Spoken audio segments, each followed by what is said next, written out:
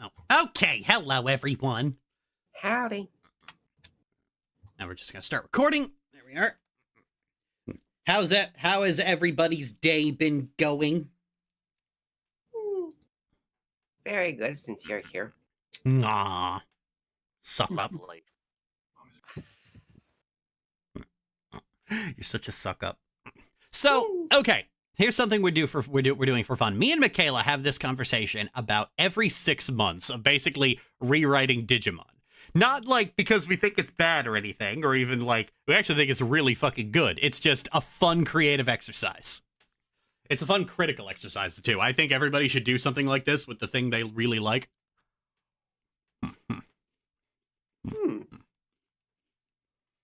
I agree.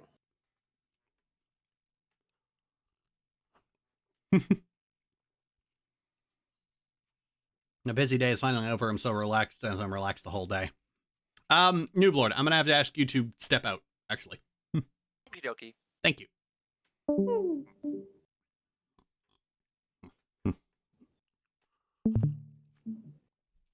Oh, I have to reduce the desktop audio just in case, because I'm still recording that. So, let's see. Go bad. There we are. I do the same thing with Homestuck. Oh God, that sounds like a fucking nightmare. That sounds like an ordeal. Yeah. So it's mostly just like it's mostly just an exercise in optimizing things and theming, because it is interesting how, like, especially the early seasons, because I think like the later ones they're just bog standard shonen anime, but like the early ones there's actually like a theme going on, which I actually quite like. Yeesh. Well, with some characters, not with others. Yeah. So, especially given the fact that it was like really troubled production, wasn't it? Like, wasn't like the first arc with Devimon is like really different because they were just fucking around. Yeah, the first arc with Devimon, that's when they thought that was all they were going to get, and then but then it was like, oh wait, this show is actually doing very well. Let's give you like 43 more episodes. That's a jump. Wasn't 60? I'm pretty sure 65 was actually like pretty common back then. I mean, like the first season of Mummies Alive had like way more episodes than you would expect from a single season series. That's an unproven concept. Yeah, it might. I'm trying to remember. Like, I think they like gave him that much more, for like syndication and stuff. But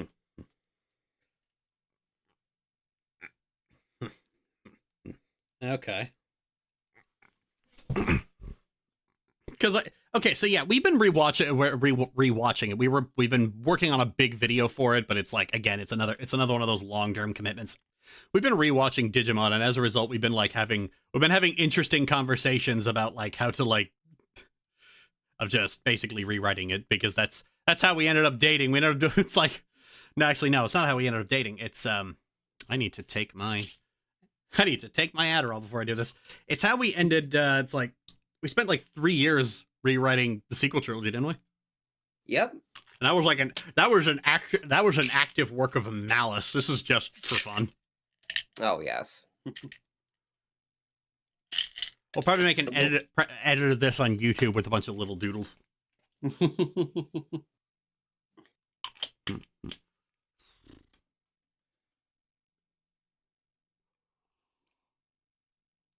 The armor eggs are there. Yeah, I don't know if we'll get there, but if we get, it's there just in case. Pokemon evolution: small cat, medium cat, large cat. Digimon evolution: small cat, T-Rex, angel, fridge with a mini gun.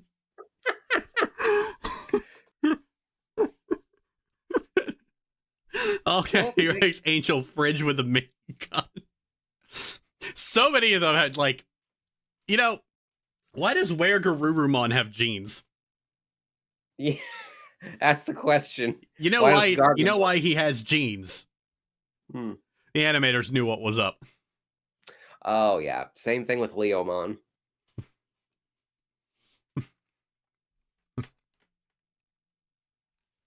Okay. So I think the first place you got to start is the cast. Like, let's be honest, 65 episodes or not, 8 characters is way too many for any series to deal with. 8 main characters, yeah. Yeah, 8 main characters, all of which have varying degrees of an arc. Yeah, like they start with 7 and like that like the first chunk of it, and like that was already kind of congested, and then Kari shows up, was like, "Hey, I'm just gonna be my perfect self," and I was like, "You're amazing, but this cast is already like bursting at the seams." Yeah, the cast is bursting at the seams with characters that don't do much, and then Kari shows up and she's just fucking cool. So, who's first on the chopping block to go? What do you think? Ooh, it pains me to say it because like he's grown on me especially hard over the years, but I think Joe might have to be next. Really? Why Joe? Well, given like the direction the show has gone through, like I wouldn't say he's the most superfluous, but like his role as like the more down to earth, like kind of like caregiver of the group, which he takes particularly seriously to the point of like almost paranoid hysteria. That's a role that could be fit by like a few of the other characters, like maybe Sora, or like maybe Ty himself. Yeah, a lot of I think it was like a lot of the characters have like arcs about like responsibility, but Ty's the only one where they go like really fucking extra mode with it. Because like Ty is straight up parentified. Oh yeah. Like Ty's always like fuck's sake, like this is like the first like in the movie, the first short, like he's the only one who can understand Kari's whistling because his parents are just like fucking not there at all. Oh yeah. Absolutely tragic, honestly. But I mean, like when most of them end up getting like end up getting lost in the fucking Bitcoin mine. You can certainly see Ty basically projecting the same kind of attitude onto the rest of the group. Oh yeah.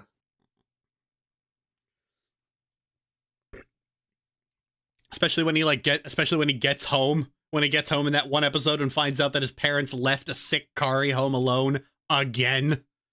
Oh yeah.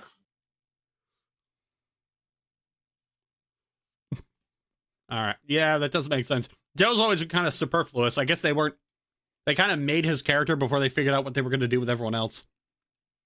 Right. So Joe's out. Unfortunately. Do you want to cut this down to 6 or 5?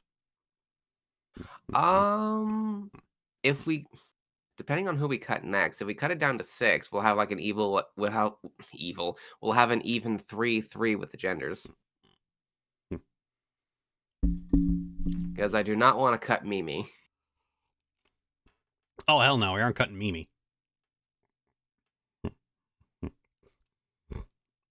All right, let's cut one more, and we'll see if it makes more sense to cut another afterward. Who's next? Because my vote's on Matt. You know what? I can get behind that. Like, Matt's a really bad Riku. Yeah.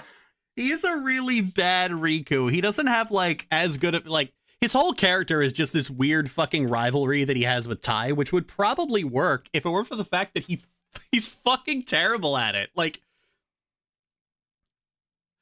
Ty outclasses him in fucking everything. It's basically just watching this one guy play second fiddle to the fucking main character.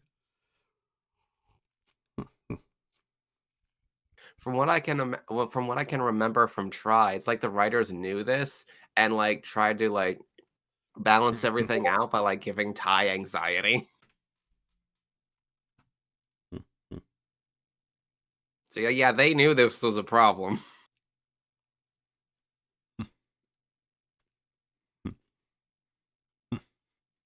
Yep. So yes, I can definitely get behind cutting Mac. Their shonen rivalry isn't really something that brings anything new to the table. With the strength of Ra, every time you mention Mummy's alive I get the biggest smile on my face. Nefertari was amazing. That and Sonic Underground were the best part of my day when I was younger. Not to mention Fillmore. Happy Sunday, wonderful ladies. What's one Sonic Underground? Sonic Underground is the one where Sonic had a brother and sister, and they were the heirs to a kingdom that Eggman took over. And they had magical instruments. Oh my god, I think I saw an episode of that. Yep, if you've seen it, you'll know. Yeah, I think like in it also it's just the fact that, man, I'm probably gonna end up getting a divorce over this, but like I fucking hate Gabumon. Oh, you don't like Gabumon? No. You don't like him like him and his... Well, he's got the same problem Matt does. His whole thing is just being the ice to Greymon's fire. Yeah. You don't like his blue blaster. Yeah.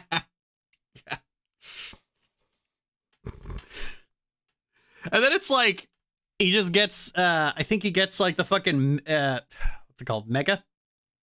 Yeah, the mega form. And it's just I think he only gets it because it's Anjumon and Anjuwamon who shot them. Wasn't that it? It's like they just shot them right in the fucking back, and it was just, oh yeah, now they both evolve. And so it's literally Matt's only uniqueness to the only like significance to the plot is being TK's brother. Yeah, being TK's brother and Ty's rival, TM.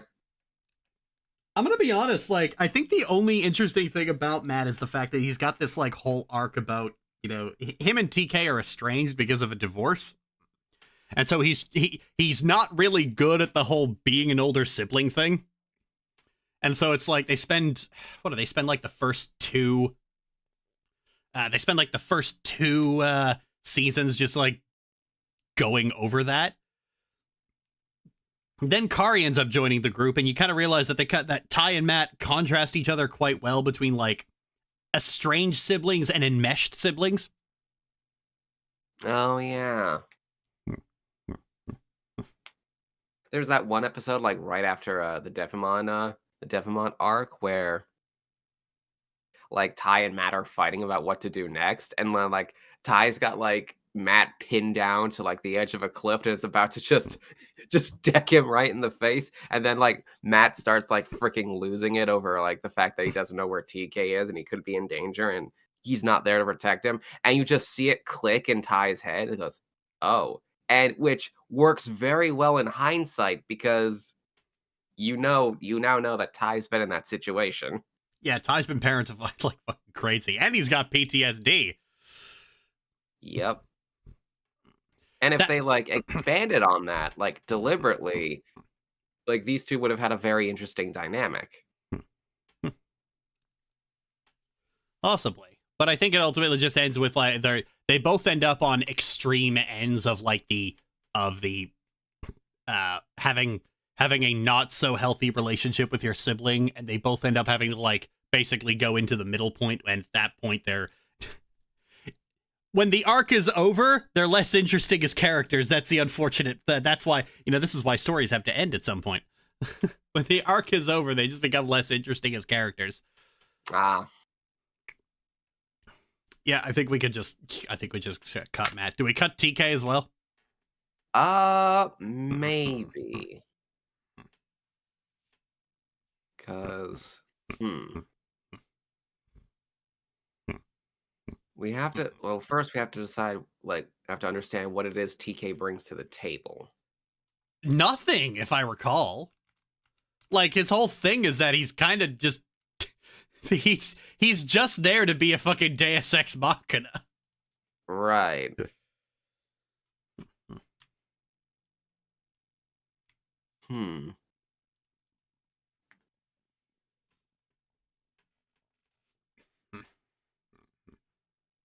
Never heard of that. Like, his whole... Like, TK's whole shtick is either he gets captured and has to be rescued, or everyone gets the shit kicked out of him, at which point his fucking Digimon finally evolves. Reliability and friendship are now dead, everybody. We're getting this shit, okay?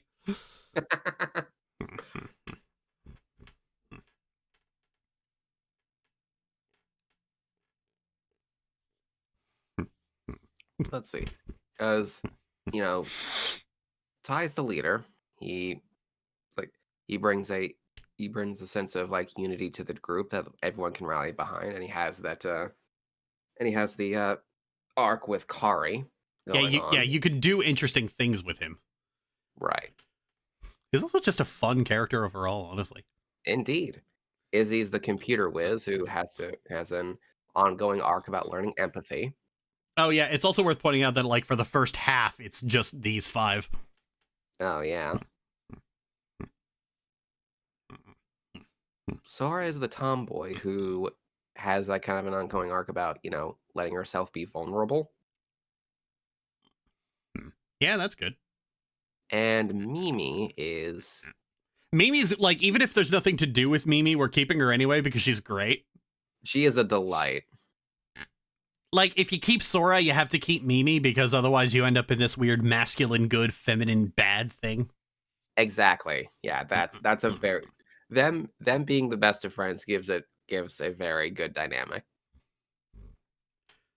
I think like the whole thing about any good cast is basically stitch them into pairs and do that. Like, can that carry an episode on their own?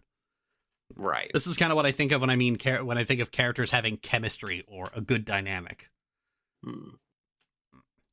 Oh.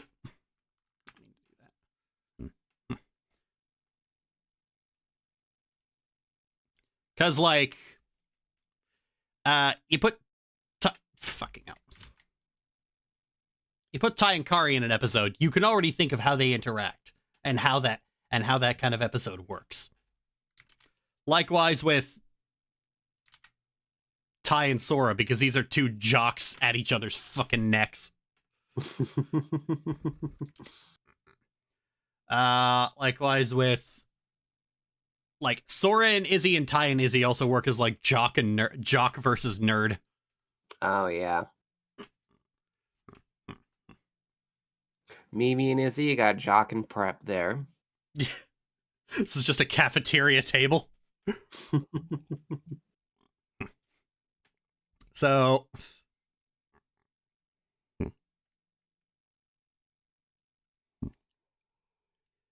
definitely pair Sora and Izzy. Yeah, we just said that. TK and Kari already work because you got like the two small ones on their own. Oh yeah. I can imagine TK maybe having a ongoing arc about like feeling inadequate compared to the others. That is true. I mean, like for most of until Kari joins, he is effectively the load. And I think Matt could like still be a character in the story. It's just that he's not in the he's not in the Second Life map with everyone else. Right. There's a lot of furries in Digimon, so Second Life was a perfect comparison.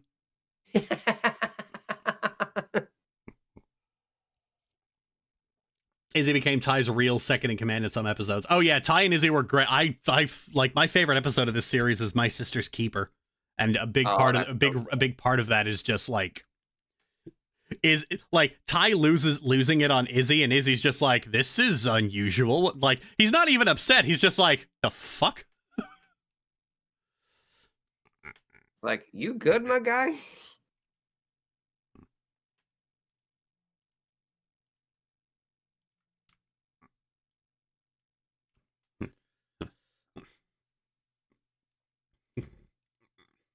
This looks like my old high school friend group, and I love it. And of course, like, TK's all alone there without his brother and with a bunch of other kids he doesn't know.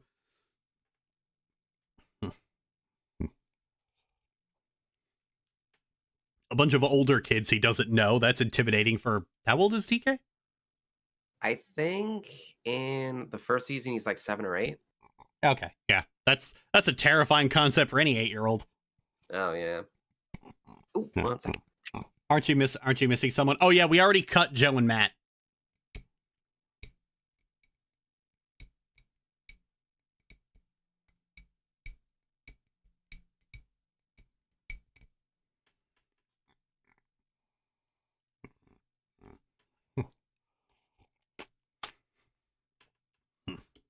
I came late and forgot that Joe existed.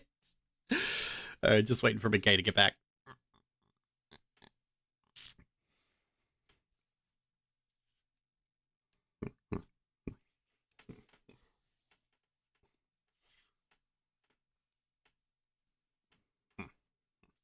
I think giving TK an arc of missing his brother and having to learn how to be a bit more self-sufficient will give him a bit more depth. Well, remember, like, TK and Matt are, like, estranged because of a divorce. Right.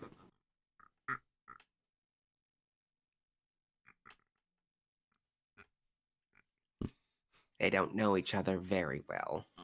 Yeah, TK is, like, probably the one you got to do the most with because it's the one it's like, where his whole shtick. Like, TK doesn't work without Matt around as well, so you got to, like, make up something else. But I think, like, 5 and then a 6th added later is perfectly serviceable. Like, that works. I mean, that's what Power Rangers does.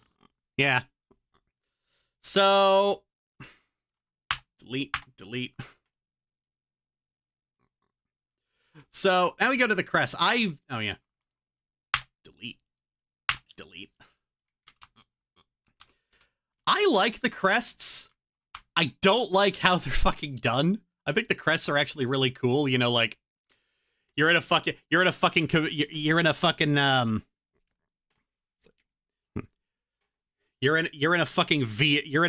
a VR headset. You can basically manifest whatever the hell you want here. Now, you know how, follow me on this. You know how, like, first they found, like, the empty necklaces?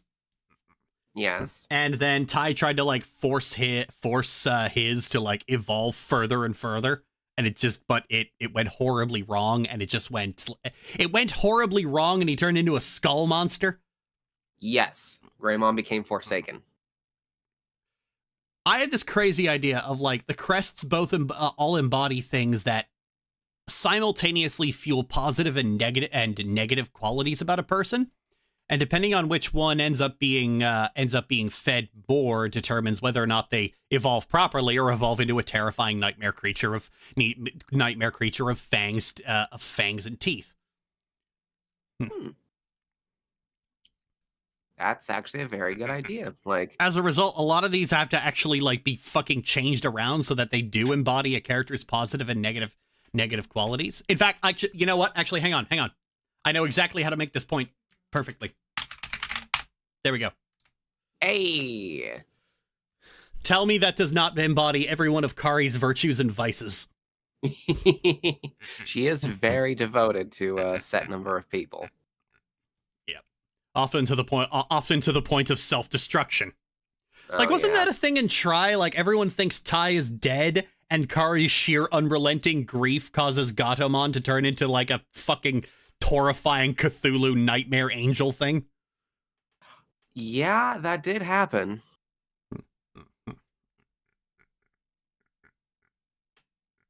I guess Ty would be renamed Boldness. No, I think Courage works because it's possible to have a suicidal level of courage. Yeah.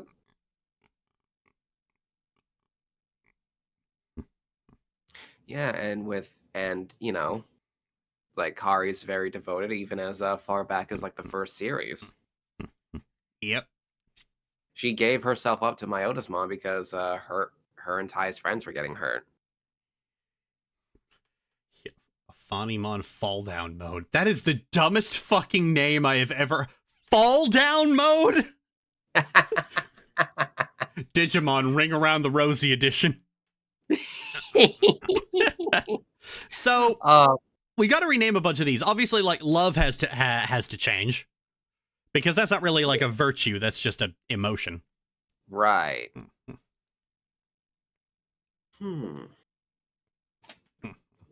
So yeah, what virtues does Sora embody? That's the question.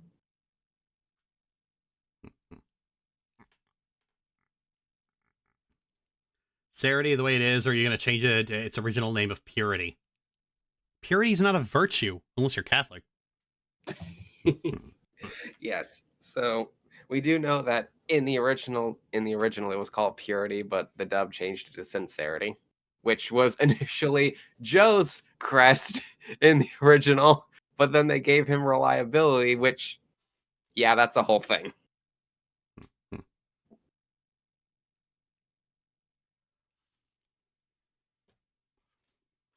Turn to truth. Truth can hurt and help. Truth without grace can be a weapon. I think in that case, sincerity can stay the way it is. I think it's just love and hope that need to be redone. Okay, yeah, because knowledge you can easily make that a vice. That's just being a STEM major, but didn't take humanities. Oh, yep.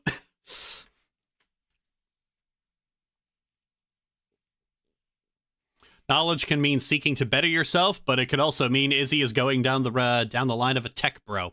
I love that one episode where Tentomon is just like, "You need to touch grass, Izzy." Yeah. Honestly, I don't think Izzy would ever be a tech bro because he can actually program shit. Oh yeah.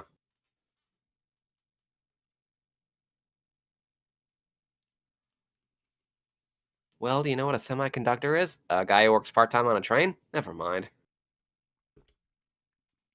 Is that an actual line?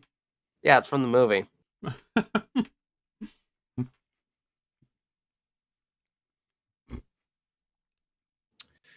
What do we change love to? He said Sora's whole thing is about being vulnerable, right? Right. Like she kind of has to learn to let people in.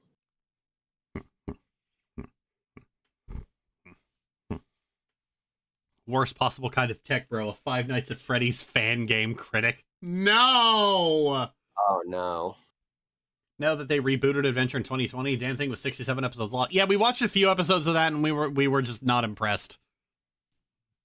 Like they went right to the big fucking Lance Dragon like immediately. Oh yeah. Like it's clear the dubbing team wanted to capture some of the magic of the OG dub. It's just with what they were working with, like that was going to be tough. Cuz the original material they were working with just trust. Ooh, there we go. Ooh. Oh, okay. Oh, that's perfect. Fuck, that is perfect. It is possible to trust unwisely, isn't it? Yep. Okay, now we just need hope. Hope and light were the dumbest. I'm sorry. They were fucking so goddamn stupid. Kari's Kari's entire power was turning into a fucking Wi-Fi hotspot.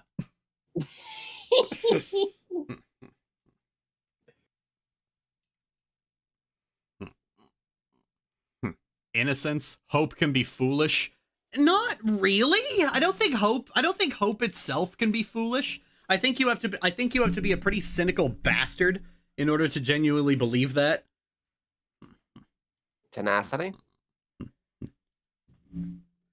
Does TK have a lot of tenacity really? Like that's the thing. This comes back into like why TK doesn't really have a character arc. Fuck. It's like outside of like rebuilding his relationship with his brother, and I want to take him home with me.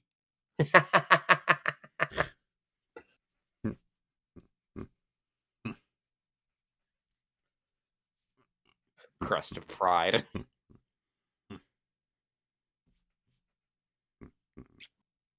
You know what? Fuck it. Tenacity could just be his arc. You got to make up a whole new arc for him. Let's just fucking... There we go. Hey. Tenacity. Is there a more flowery word for trust?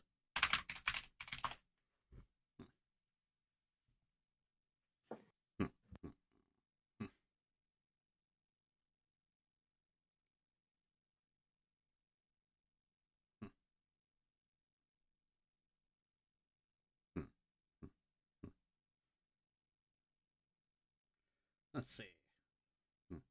Conviction.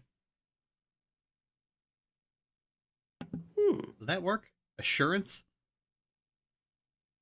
Trust is raw enough. Yeah, all right.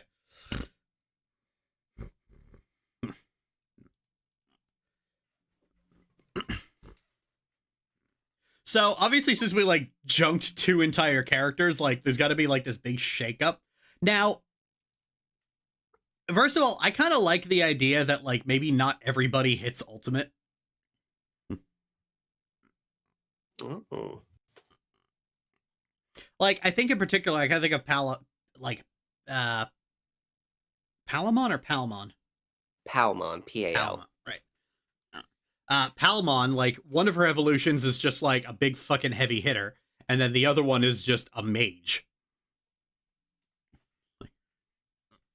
Oh, yeah.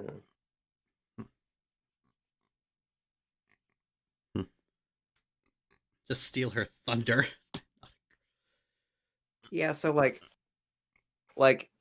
everyone, not everyone in, like, the team getting, like, a mega or, like, something of the like was, like, a critique of, like, the first 2 seasons, but that's mostly because, like, there was not much done with the monsters besides, just making them grow and change and giving something to punch. Like, if we put a little more thought into, like, what each Digimon's, like, niche could be so that they can contribute more to the story without just, turning into something to, like, hit the big bad with. So, like, Okay, I got an idea here. 1 second. So, 2 heavy hitters.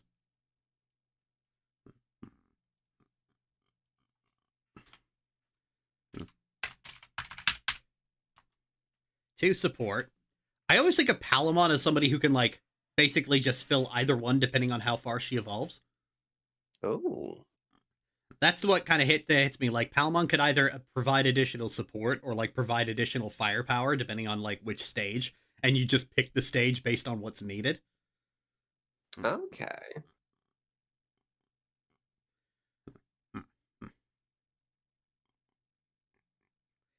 So, like, the heavy hitters go to Mega, the supports go to Champion, except, like, go to Ultimate, except for, like, Palamon, who basically goes to either Champion or Ultimate. I think. All right, one second, because I actually had a really fucking good idea. I just need this. I can't bring web peas into fireworks, so I need to fucking convert a bunch of shit.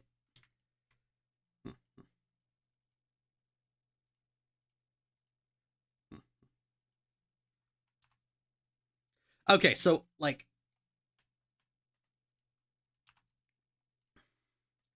obviously we've got War Greymon as a heavy hitter. Yeah.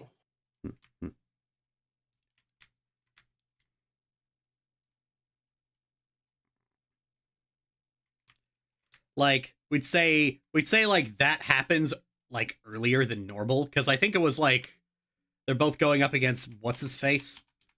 Venom Myotismon. Yeah, they're both going up against what's his face, and they both evolve at the same time. Here, it's just this happens when going up against Myotismon. Just the regular form. Hey. Joe's Digimon literally has no attack besides fish. So, the chat's, what is it? Hang on. War Greymon and Anjumon's ultimate. Okay, I hear what you're saying, but I have a much funnier one that would also just, like, cause Ty to have, like, a mini heart attack. Hey.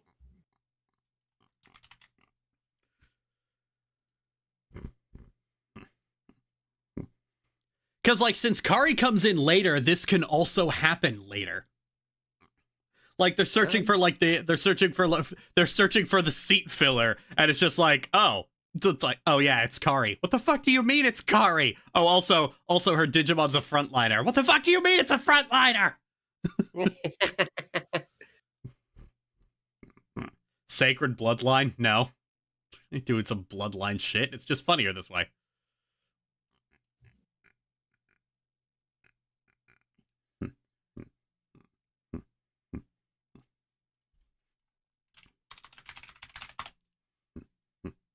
1 second, I gotta get the other ones.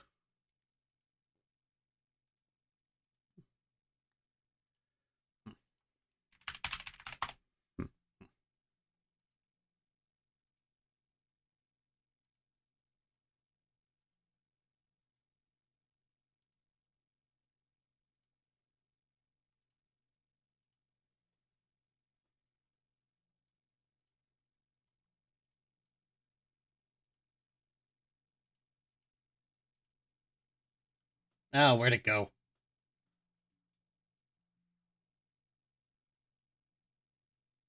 Oh, I there you wish are. Digimon showed up in the anime. It did show up in one of the OVAs, like for a second. What's an OVA? Oh, it's just those. It's just those short films that the movie was composed of. Just say short movie then. Oh, So, and you got Palmon as a seat filler. So she could be any of them. She could be either. Which is fine. I feel like it works for her in particular because, like, her evolutions are just so wildly disparate from each other, whereas everyone else is just, like, bigger. Bigger. I feel like Biomon could probably just stay at champion because Berdramon's useful for, like, getting around, but do we really need a third furry?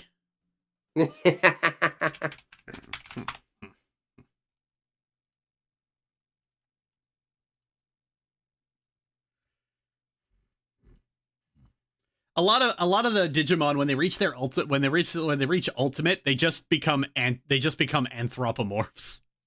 If we're being fucking honest here. Like, oh god, you are way too big. Let's go down.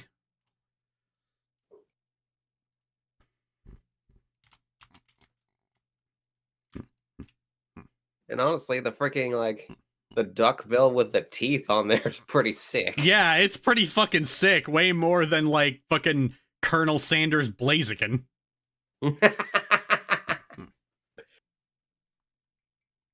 There's a thought they always swap out Palmon to Floramon and not much else would change.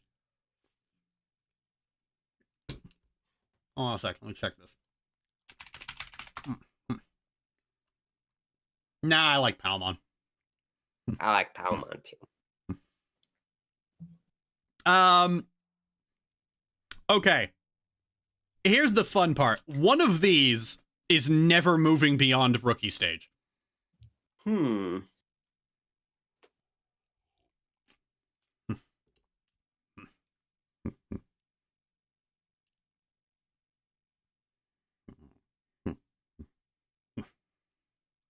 And I'm kind of leaning toward it being Tentomon.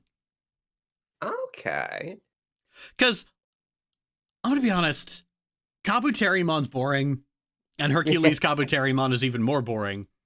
But Tentomon is just like, look at him. He's perfect. You don't want him to ever evolve because he's already perfect. He's your quirky little beetle. Yeah, he's this quirky little beetle guy. And I feel like he's at his best at that point. Like, when he evolves, he just kind of loses his personality. Like, yeah.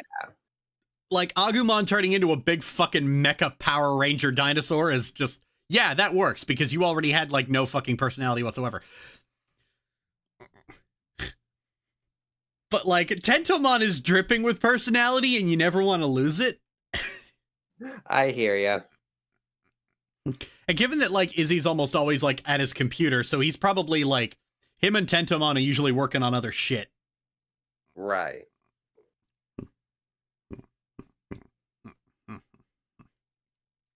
Which means, do we want to let... Okay, we got two Megas, one who swaps between Champion and Ultimate, depending on the situation, one who stays Champion. Do we want to let Patamon go to Ultimate? Possibly. Like, I'm thinking, like, regardless, like, probably Angemon's probably gonna, like, serve as, like, some sort of, like, support role that, like, you know, buffs the others. Well, I mean, it's a TV show that there isn't really buffing. Right. There's a lot of things you could do with support when it comes to storytelling. Okay. You want to join the battle, Tentomon? Not particularly.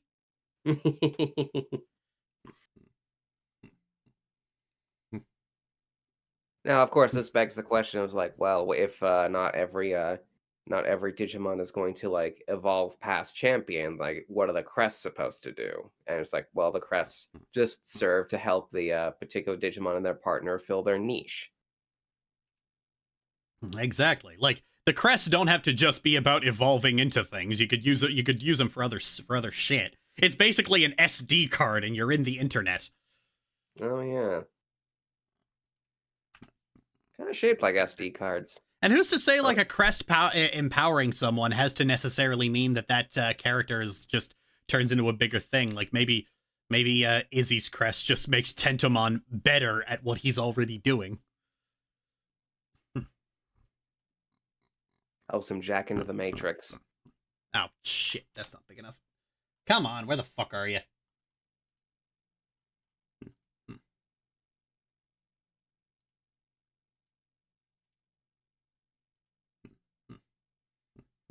Are there, like, no fucking tread? Yeah, that'll work.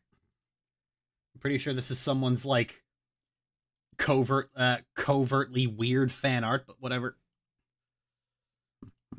I hate WebP so much I have to convert everything to a fucking PNG if I want to use it.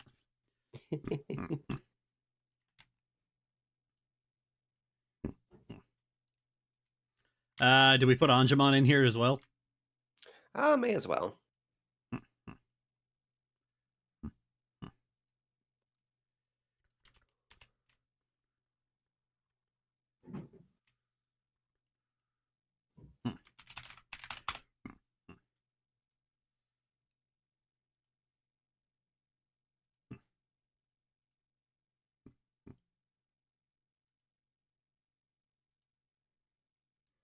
God, sometimes I just forget about the fact that Anjumon has bolt nipples. Oh yeah. That gimp suit ain't coming off. Yep. I want to take him home with me.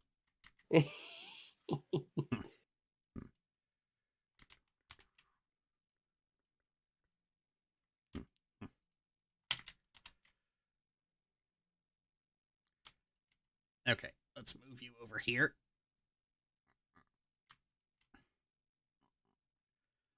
And then Tentomon just never evolves.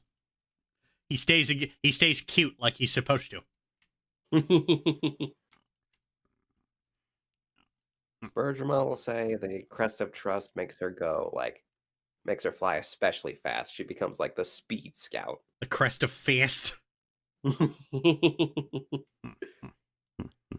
That actually works. 2 megas, 2 ultimates, a champion, and a rookie.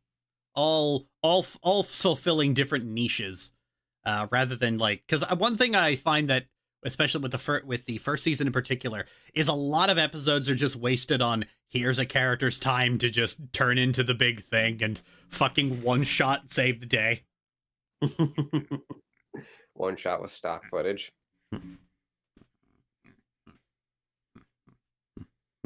I forgot that Anjumon is designed to be the angel of ambiguous king. No! You stop that.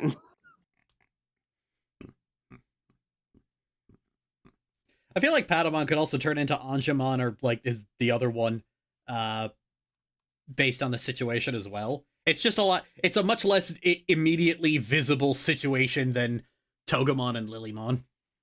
Right. But yeah, like, not everyone has to go to Mega, because Mega is like for when you need to kill something right fuck now. Oh, hang on a second.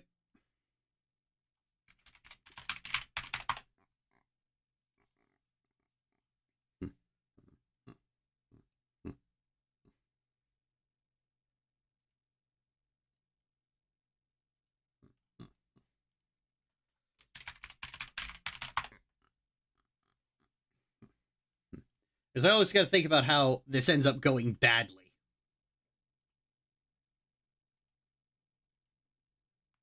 Right. Now, with Tai, I think that's already decided.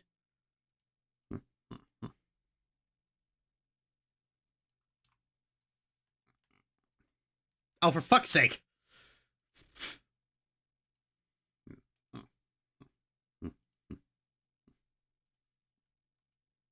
Oh, perfect. Thank you, random person on DeviantArt.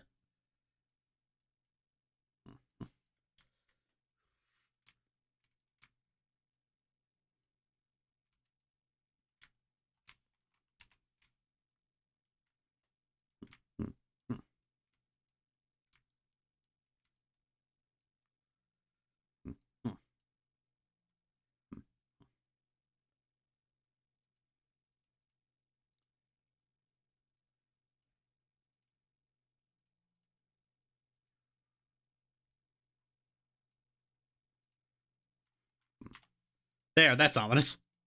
Hey. Let's see. Move all of you. Move you over a bit. Move you over a bit. Let's grab all of you. We'll get to you.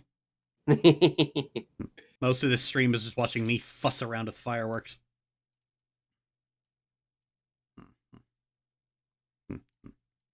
We'll say, like, shit going wrong is the only time Tentomon evolves.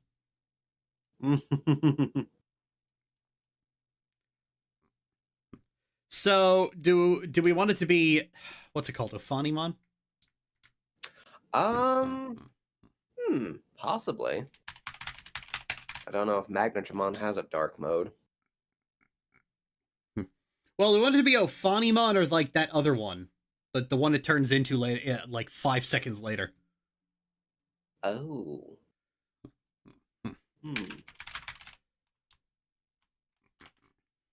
Or Dinamon. That might be a little much, honestly. Or Dinamon? Yeah.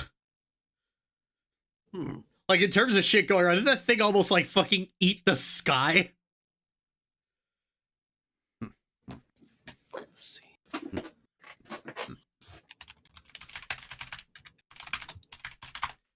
Oh, yeah. That could be a bit much. I guess that depends on when we would want this to happen in the story.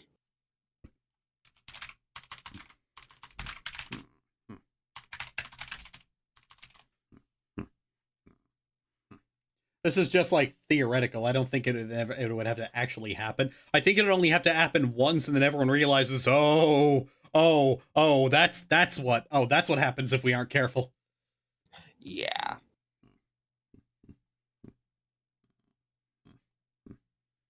Eating the sky sounds reasonable. Agent 3 turned her limiter off.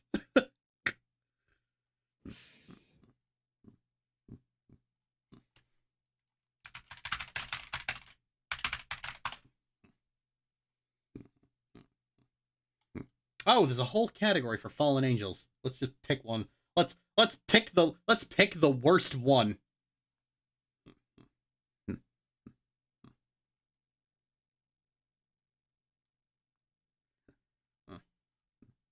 Now there aren't many.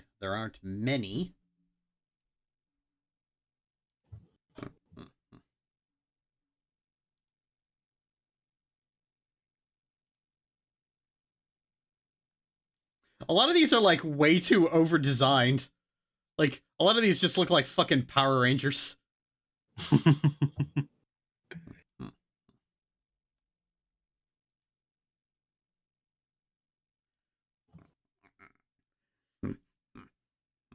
My first thought was Lady Devimon, but do we really want to, like, for fuck's sake, I hate that thing. We could go with Lilithmon.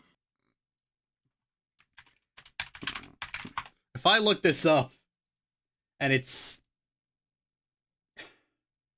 Why do they gotta put a pair of tits on the Digimon?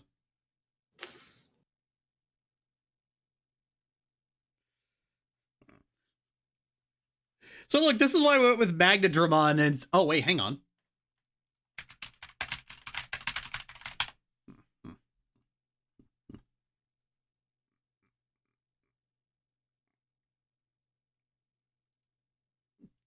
There's a Digimon called Nidhoggmon. Oh! Shit, wait, hang on! I know exactly what to do.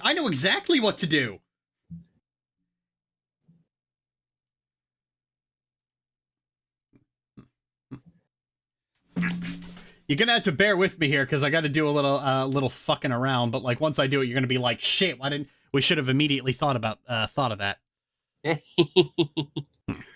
Alright, I've gotta end the local stream to you, Mikay, and I've gotta turn the window off. Like, bear with me, I just had a fucking brain moment.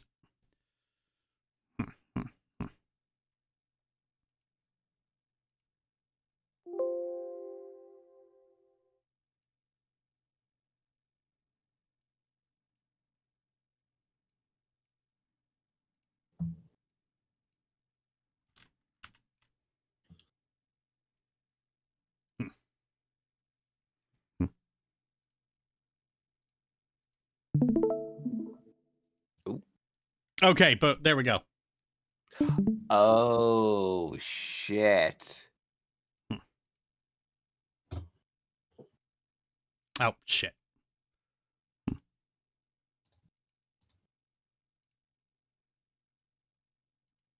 All right, the Cthulhu Digimon. Yeah, this bastard.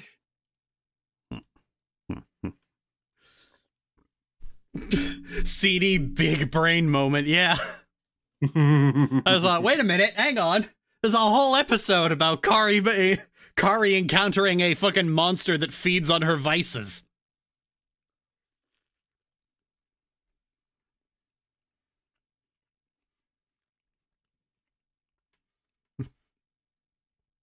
Kari's Gatomon digivolving into this. Basically, the idea is it's the negative qualities that all of these embody. All of these have like. Hang on.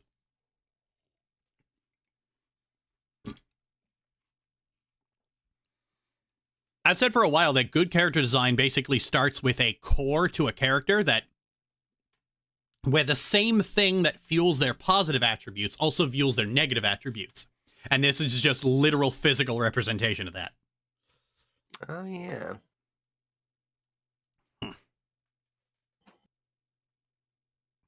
Kari met Cthulhu. Yeah.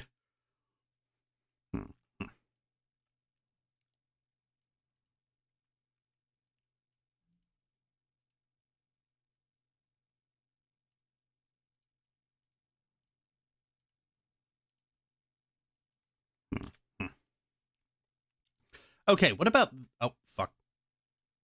All right, what about these two?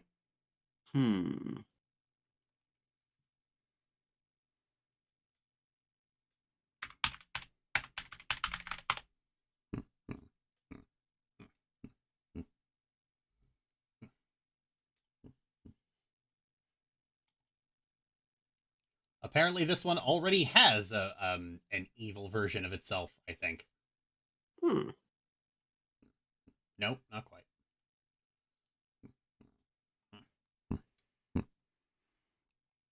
It's that one Digimon Tactics visual novel, except less edgy. There's a Digimon visual novel. Yeah, there was one that people were like really excited for, and then it turned out to be a visual novel, and they were like, "What the fuck?"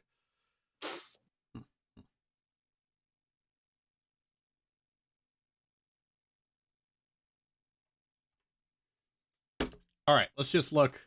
Virus plant Digimon. Not quite what I was looking for. Oh! What's this one's name? Oleamon.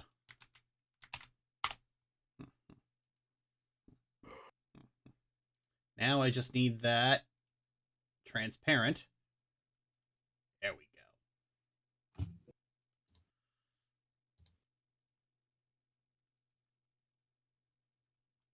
I hate that the Cthulhu Digimon is named has the name of a slur. Oh, yeah. That's unfortunate. Another thing the localization team had to change. Kari, it's like local dub change. Kari no longer hates the Spanish. Ah, fuck. All right, there we go. Hey, oh dear. This thing.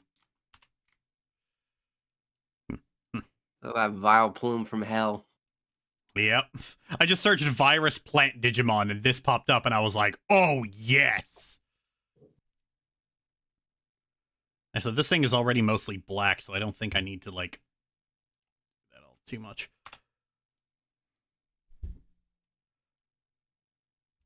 Go. I am liking how I'm arranging this. Me too. Okay, what about Patamon? We can make him Lucamon. Lucamon. That's just Sephiroth. Okay, look, it's... We can't use the ones that were clearly designed by...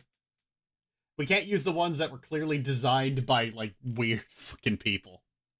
Like, okay, look at this. Look. No, 1,000 times no. Let's go with a monster. Okey Let's see. doke. Virus Angel Digimon. Is there one that's just like a fucking biblically accurate angel? Maybe?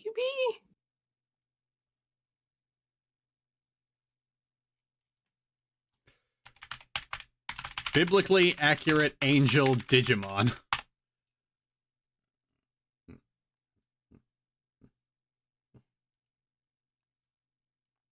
I mean, Magna Angemon kind of already is that, sort of. He's got, like, the fucking wings.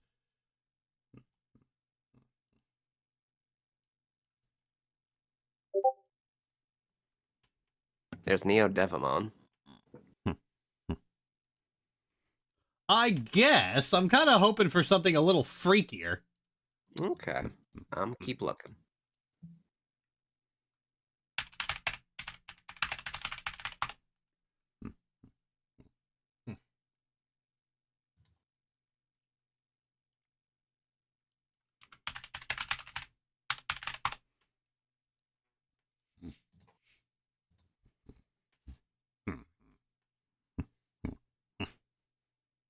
Crazy idea. What if Magna Angemon was just like... What if Patamon just couldn't use the crest to evolve into Ultimate without turning evil? Oh.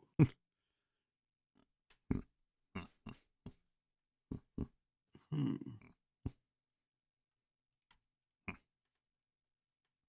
There is Shadow Seraphimon. Let's see. Too many of these Digimon have, like, fucking... yeah, you know what? Sure. Too many of these Digimon have, like, names that are just, like, built from fucking flat packs.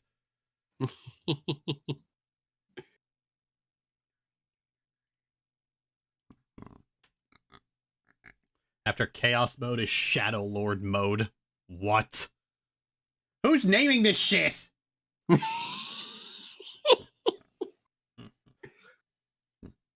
Wait, hold on. Is this one? Oh. I think that is Angelamon and Lady Devimon's DNA Digivolve form. Okay. I thought I don't recall it having that much color behind it. I don't recall it being that trans flaggy.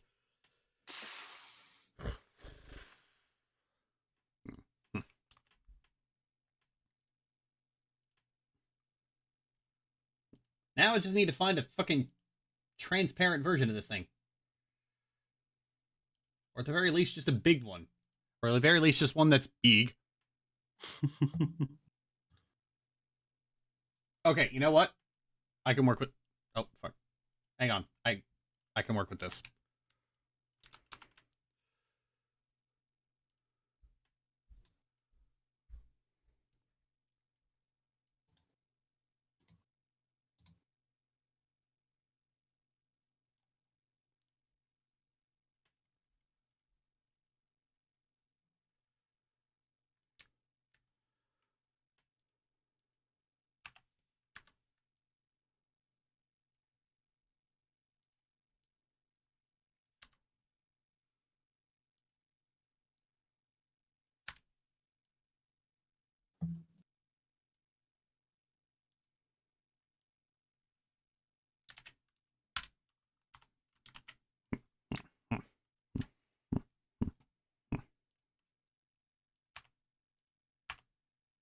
This actually works. Covered in armor, massively imposing.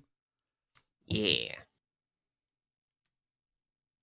There's kind of this recurring motif that when like the good Digimon are like the ones who don't have a whole lot of monstrous characteristics, like they look like cool animals.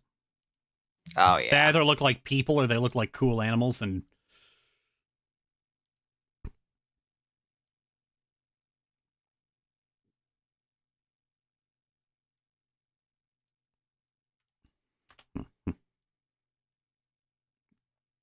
there we go. Yeah, actually, this works, because isn't this one Mega? Yes. Yeah, so, like, yeah, I think that's also the case with this one.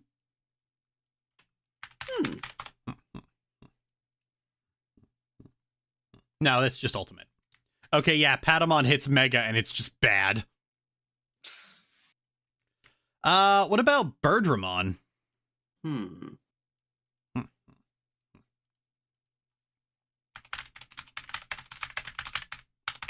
Why can't Patamon evolve without going evil? Because this is actually perfect.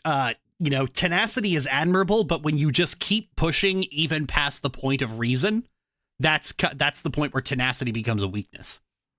Oh.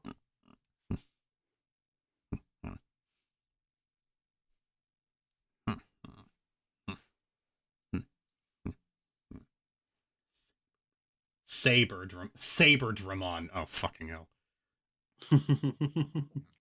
Like, that's just Birdramon, but black. Yep.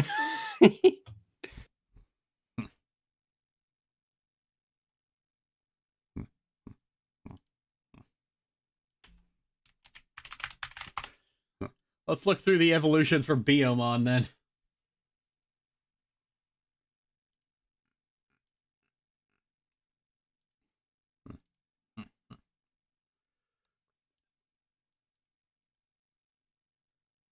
Ooh. Okay, there's this one, Kazuhamon.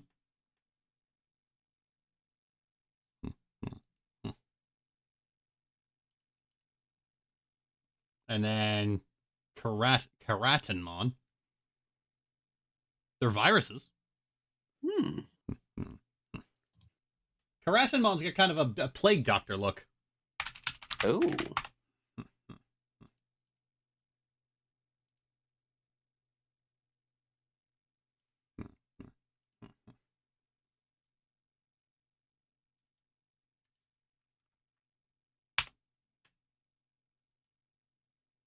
Kazuhamon. No, Kuzuhamon.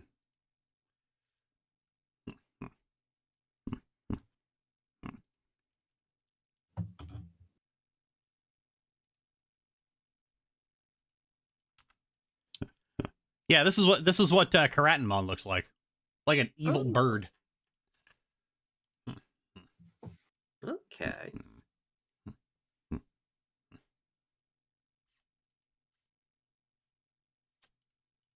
Sora has like a crisis about closing herself off and not trusting anybody, and that strikes Biomon kind of hard, which causes the crest to react and turn them into this. Ooh, alternatively, there's a cockatrice one. Like, maybe they don't always all have to look like fucking dark, edgy, dark shit. Maybe it's just like, hey, a cockatrice is dangerous. Oh, yeah. Why don't we just do that one?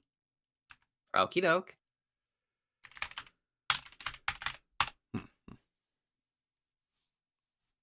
I think and after that point, it evolves into a literal chimera of multiple different fucking Digimon. I love me Chimeramon. It's so stupid.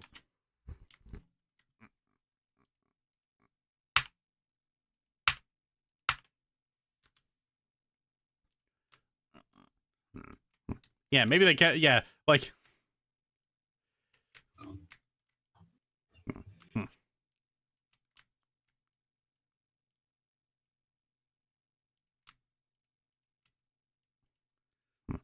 Like, a cockatrice will turn you to stone if it looks at you, so that's easily something. Shit, that kind of represents like trust as well. Like, it's just as likely to hurt you as it is to hurt your enemy. Oh, yeah. We're getting thematic in this Chili's tonight.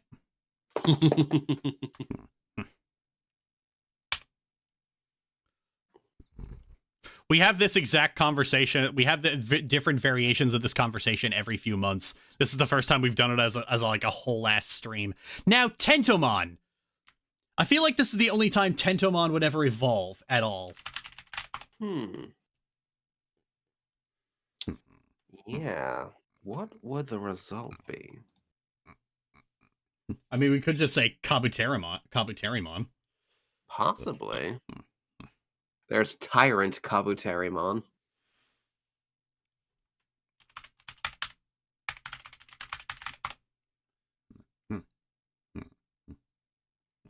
I can't seem to find 2D art for that, but again, like, all right. You know what? He's a little guy if he's gonna go bad because Izzy let his STEM Lord bullshit get the better of him. Then he should also just be a little guy. Oh, okay. Evil bug Digimon. There we go.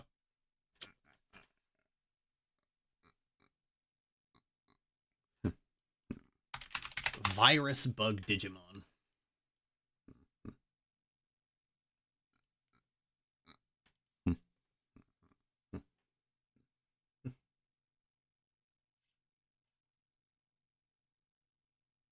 Shit, wait, hold on.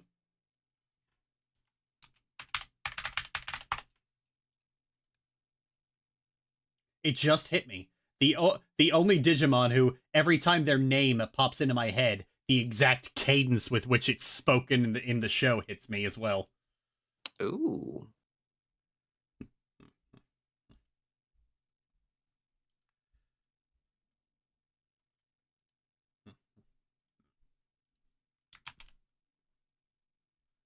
Hey.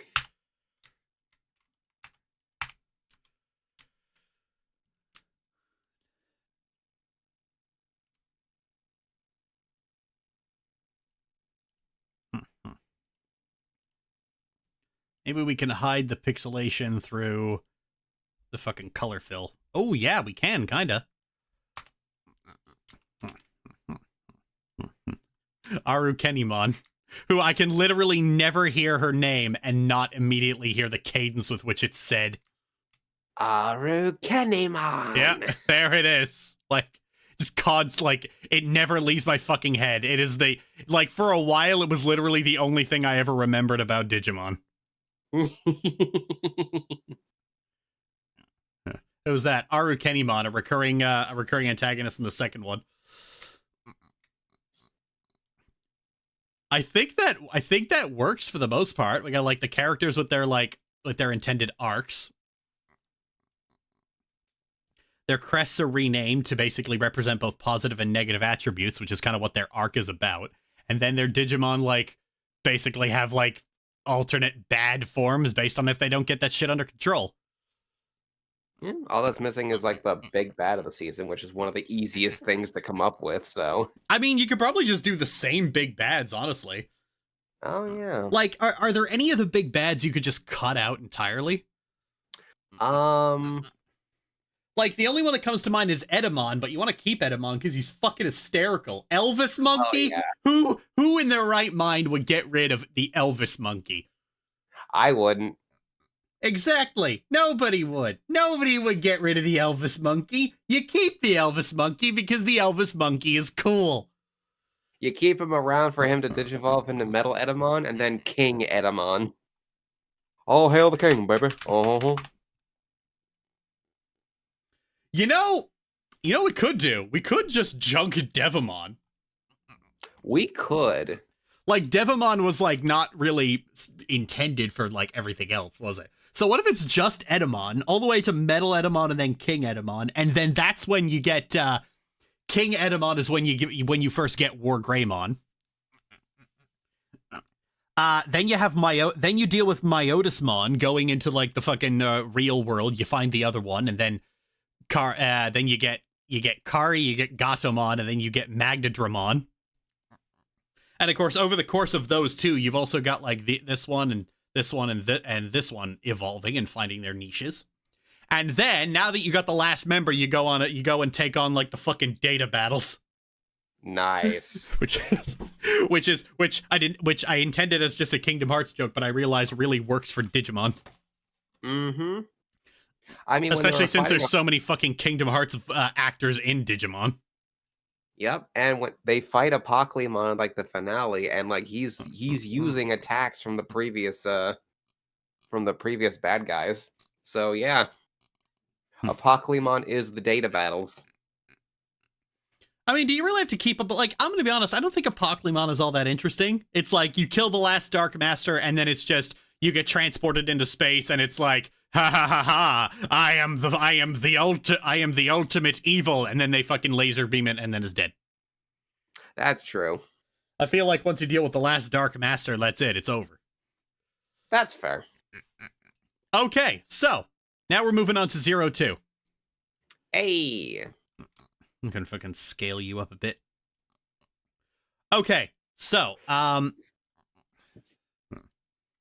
already we got to cut this and this,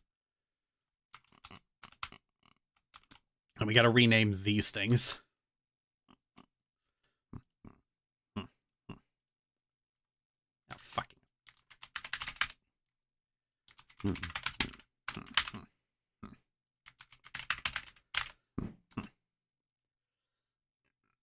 Now, before we start, I need. Where is it? Aha! Got it. All right. So, first things first. Obviously, like, Davis has to go. Davis has to go. Like, first of all, like, it kind of just ended up the start of this weird trend where they just like model every single new lead character after Ty, which is really stupid. Very unfortunate. Oh, Mikay, where's that thing Me Blue did? You know the one. Oh, that's a good question. 1 second.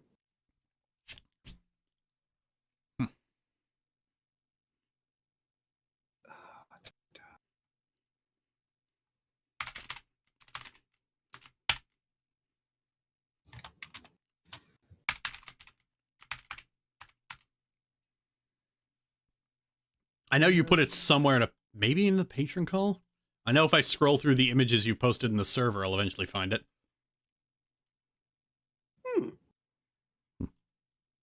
Possibly. Possibly.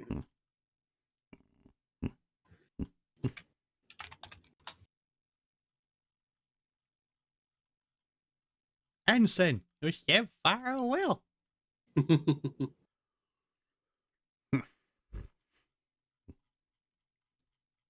I can't find it. 1 second. Man, it's a good thing I didn't let the stream see that.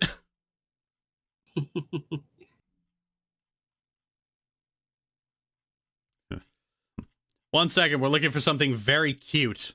Mikay has her own version of it, but like the one from Me Blue is like criminally saccharine. Oh, yes.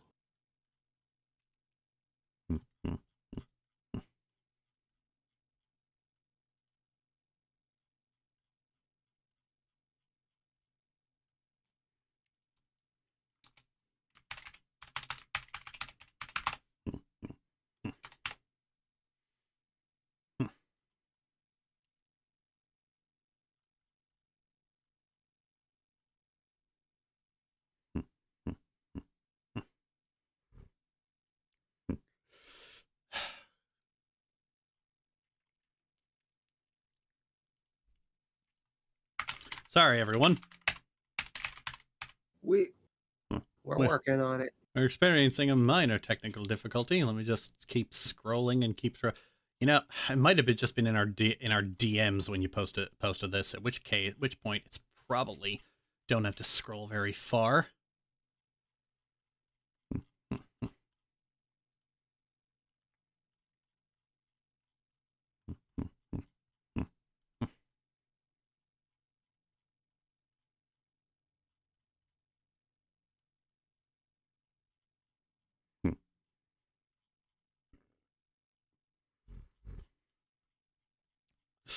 Ah, come on, where the fuck are you? It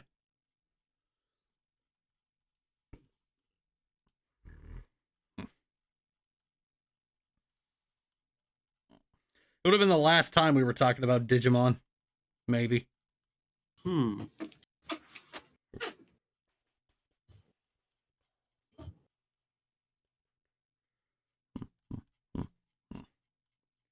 No, it was definitely after this. Oh, found it. Oh, you found it? 1 second. I'm going to send it to you.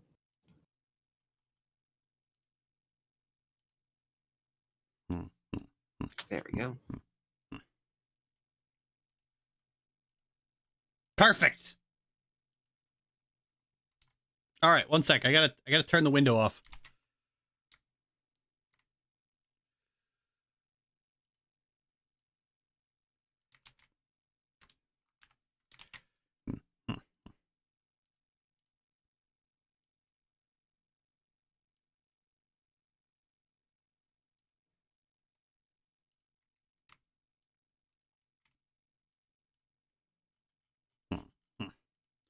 Okay. All right, we're back. So, Davis is out. As we were saying, Davis is out because they started this like trend of just modeling every main character after Ty, and like the first time, okay, like I guess it was like a little interesting because has this like weird idolization of Ty. And I think that, and like, I don't know, like, what is going on with Davis when it comes to Ty? He thinks Ty is cool and just tries to model himself after him because he thinks that'll make him cool. But then he has to kind of like, he has an arc about learning what it actually means to be a leader. And it's a bumpy one. Yeah, I guess. The only problem is that you just end up with this character who's just a lesser version of the character that you had before. Yeah. Now, so we keep the goggles. Oh, well, okay, yeah. We cut Davis. Now if somebody goes, oh, you got to keep the goggles. It's a tradition. Okay, consider. Yes.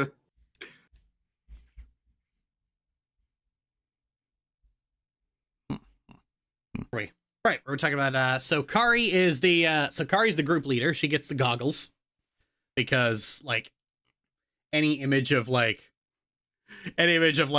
Kari getting the goggles passed down to her is super fucking cute. It is. Oh, I'm so proud of this.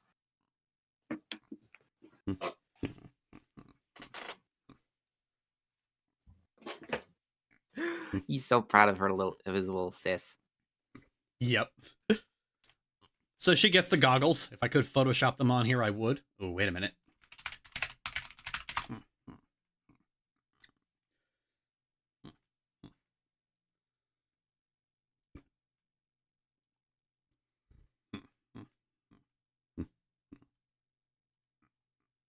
Oh, that thing actually uses a straight up band, so I could do it.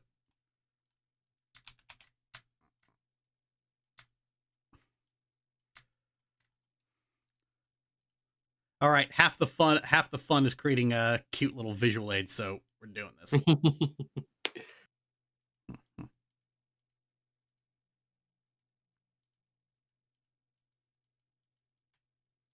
Also, there's always like been this interesting like dependence on Ty that Kari's always had, and her being put in a leadership role means that she has to do like more moving away from that than she does in the actual series. Huh. So it works really well for her as like honestly the fact that this wasn't the case like right from the fucking start is like really goddamn stupid. Oh yeah. Oh, it fits perfectly. Great.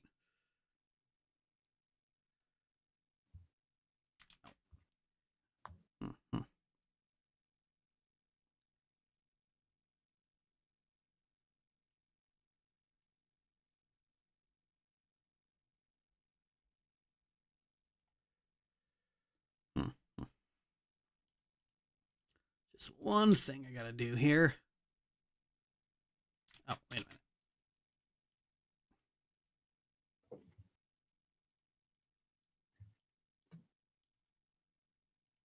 minute.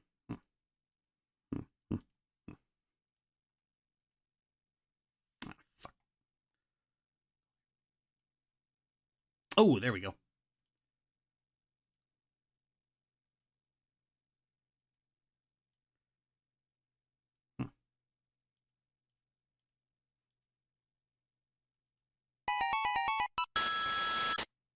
Forget the drama, more Digimon.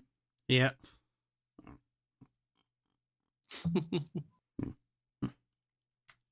There we go.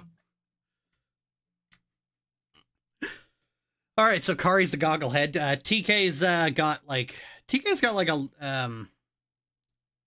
where oh fuck, where'd I put Ken?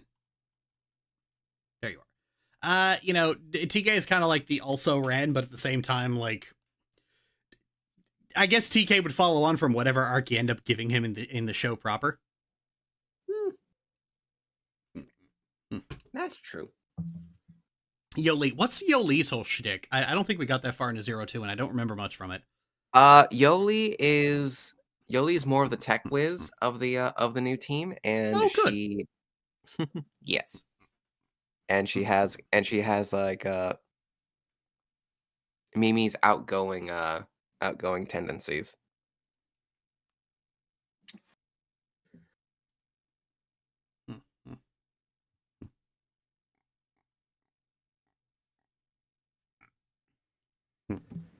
That's interesting. Oh, interesting. A combination of Mimi and Izzy. I already know what egg she's getting. And then what's Cody's whole shtick? Cody is very down to earth and like takes himself quite seriously. That's it? That's all I know. Okay. A literal stick, Kenta. Yeah, I'm gonna be honest, like, even when I watched this show, I found Cody about as interesting as rocks. Like, as a kid, Kari was my favorite character, and like as an adult, Kari is still my favorite character. No argument here. Okay, so yeah, as I was saying,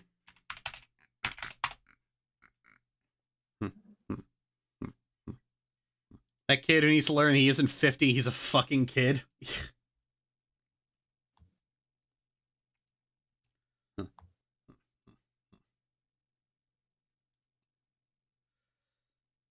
Now, I don't think the... Yeah, all right, hang on. We'll get into the plot in a little bit. Come on, there's got to be a decent high-res image of Lynxmon.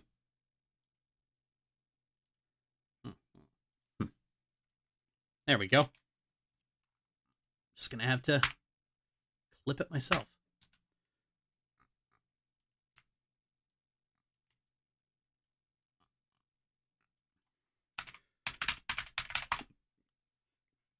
Now, so yeah, Kari gets the courage and the light eggs. Or sorry, the courage and the devotion eggs. I think it's funny if she gets the courage egg first. Like, it's actually like... Oh, yeah. Like, I think it takes a while for them to get their second egg, doesn't it? Yep.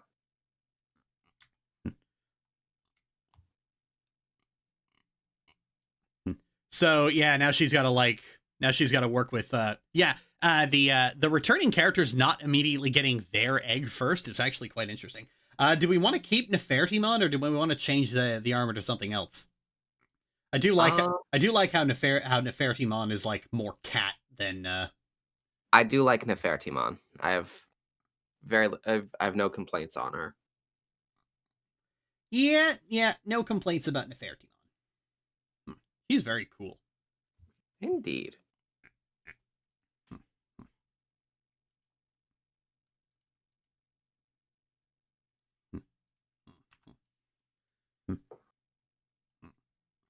She fires stone tablets, if I recall correctly, which is just great. Oh yeah, she fires. Oh yeah. Also with Davis gone, that means Vemon is gone, and nothing of value is lost.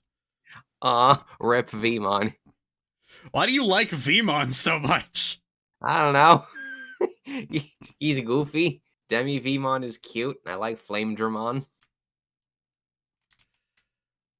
Of course you like Flame Dramon. He's like a Sonic OC came to life.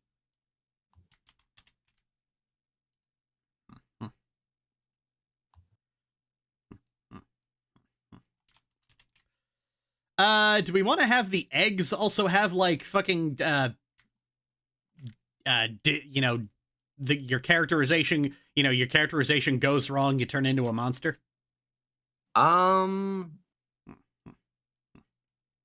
sounds interesting. It's just like I don't think there's like anything in the source material that we could use to like supplement it.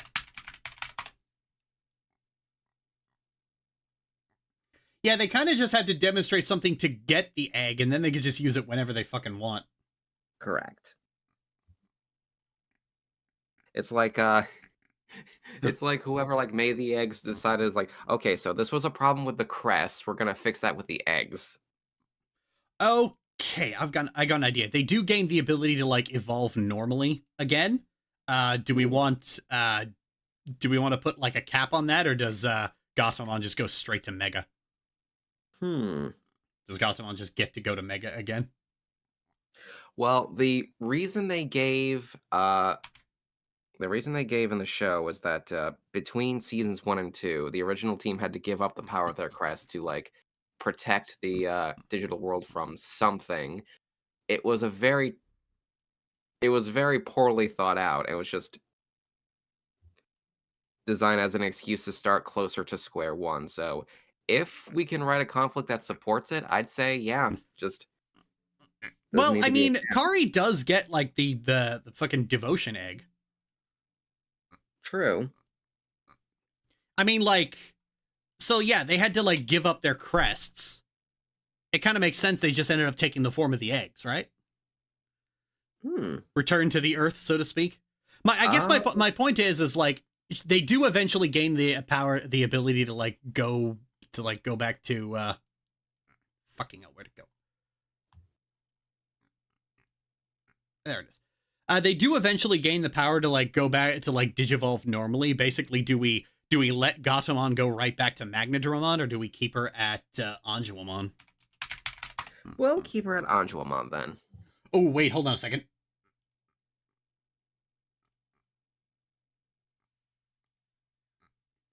I was kind of hoping she had a cat evolution.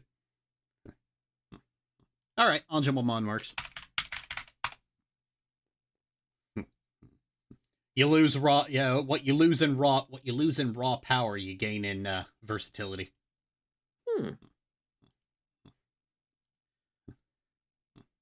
Now, if there's any fucking Digimon that there should definitely be that I should not have any trouble finding a large transparent version of, it should be Anjuamon, right? Literally the fucking most.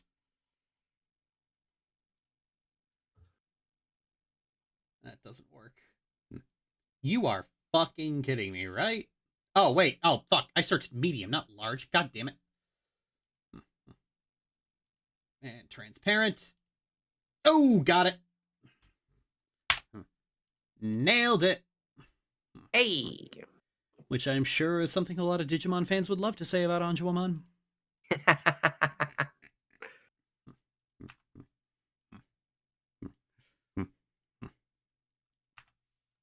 Like, you know, they could have gone full armored Valkyrie, but instead they just chose to do this. Yeah.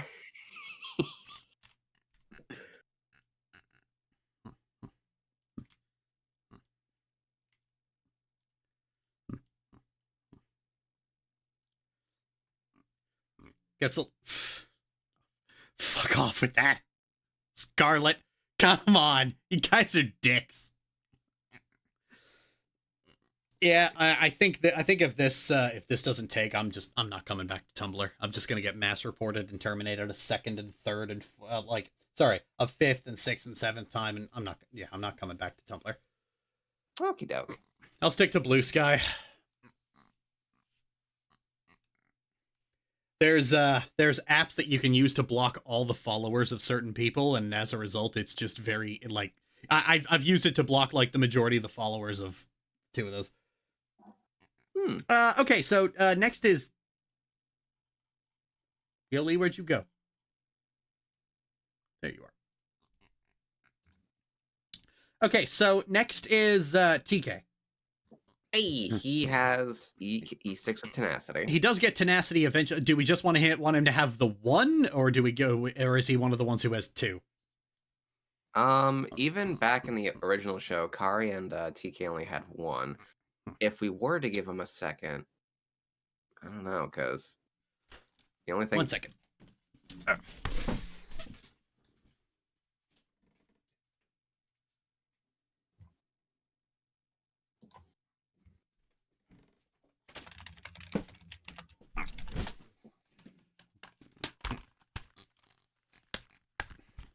All right, you were saying? Okay, yeah. So, in original season 2, he does have Like he and Kara originally only had like the one egg each, and the new kids got two. If we were to give him like another egg, I'm not sure which one it would be.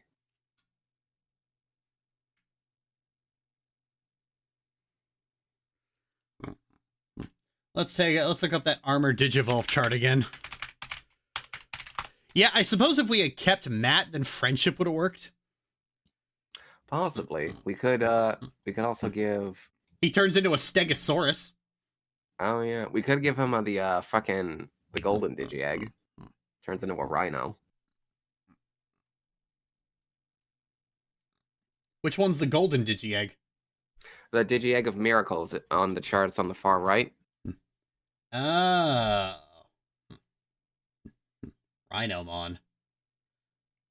Well, I don't really feel like giving a character like TK the fucking Miracles one. Again, we'd have to rename that one because it doesn't work. Right. I'd say TK can stick with the one. All right, TK sticks with the one. Perfect. And does he get Angemon or Magna Angemon? He gets Angemon.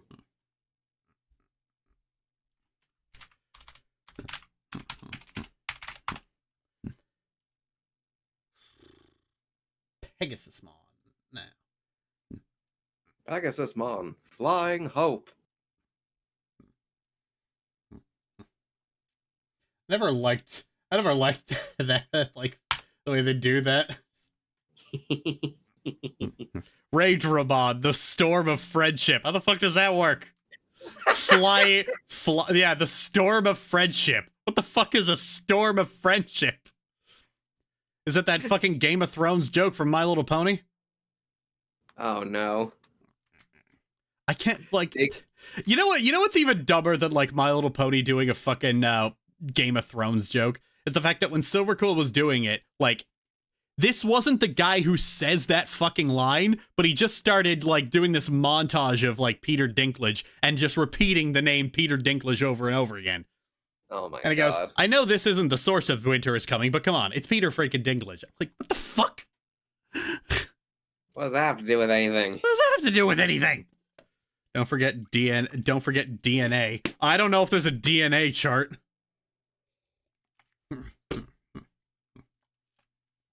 And we have Angemon, so over here somewhere.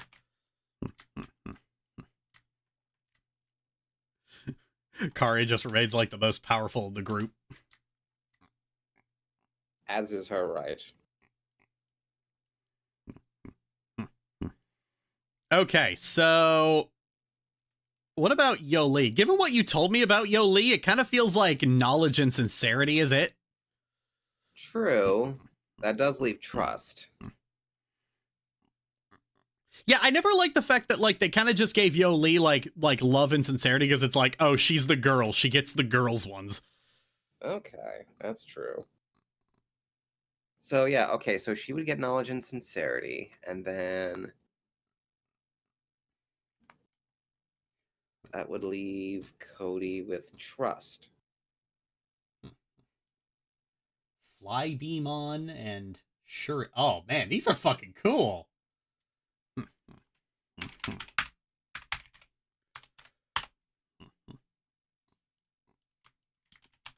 Yeah, given that it seems like Yoli's the tech one, so.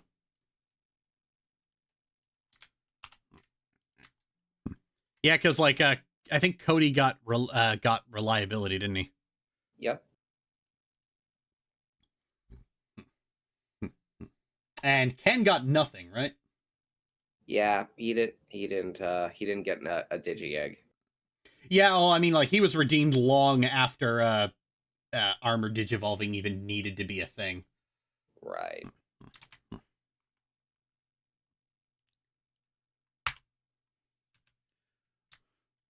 Also, this effectively deletes Halsamon from the story, which is just a net positive.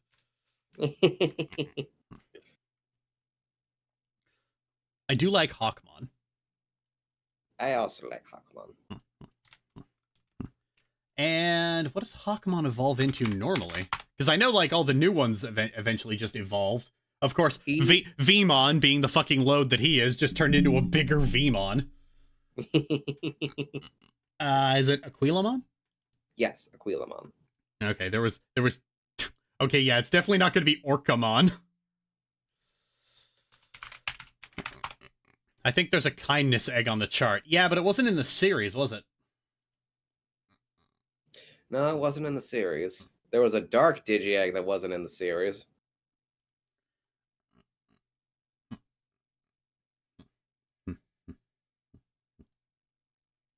God, Aquilamon looks cool. Oh, yeah. A lot cooler, like, honestly, a lot cooler than Halsamon. Grillamon. God damn it, like, it's a straight up, like, that is just a straight up eagle. And, like, the cool kind of eagle. I also, like, really like Flybeam. Oh, right, she got a second one. I'm an idiot.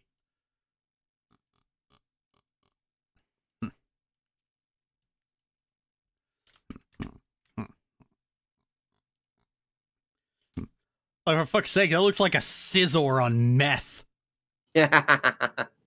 Very cool.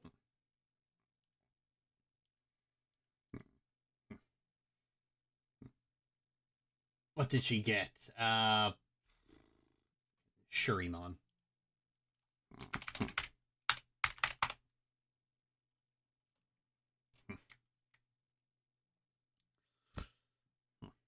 Let's shrink Pegasusmon down a little more. There you go.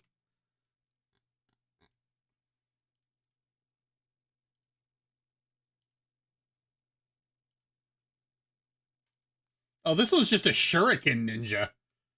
Yep. Shuriken Ninja. Shurimon. Oh no, it's the Meta Knight. It's the Meta Knight Digimon.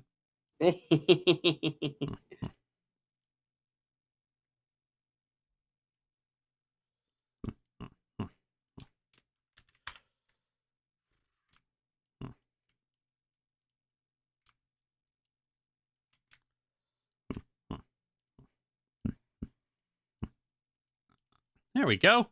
And that just leaves Cody with Trust.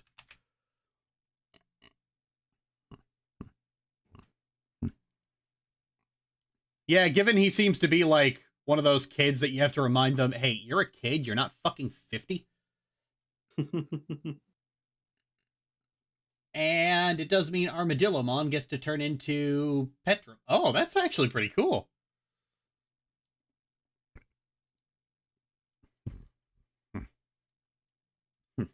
Let's see.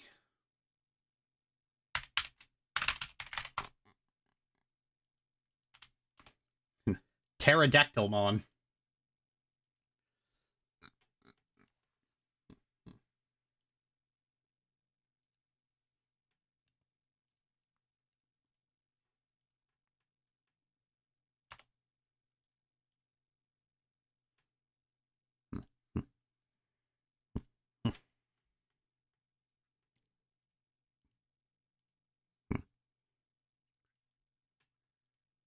His crest of the worst.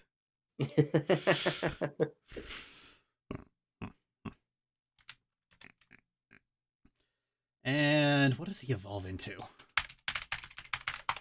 Turns into Ankylamon. Ah, I am a Stegosaurus.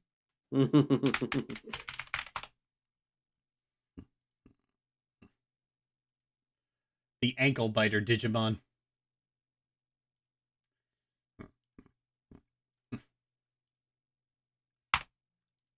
I'm gonna be honest.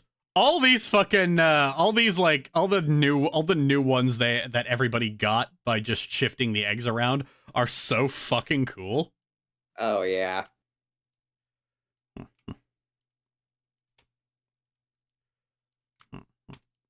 I think like an interesting thing I found about the second one is that it isn't really like the same power race that it is in the others.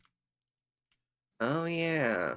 It's like everybody evolves to champion. Now, oh no, we've now encountered, it's like everybody evolves to champion to defeat like the ultimate level enemy, main villain. And then now everybody has to evolve to ultimate to defeat the mega level enemy. oh no, now we gotta go to Mega because it's a lot of Megas. But then it's just like, all right, let's do some shit that's like a little more than just shit get bigger and one hit KO. Right. All right, let's move everything to the side a little bit.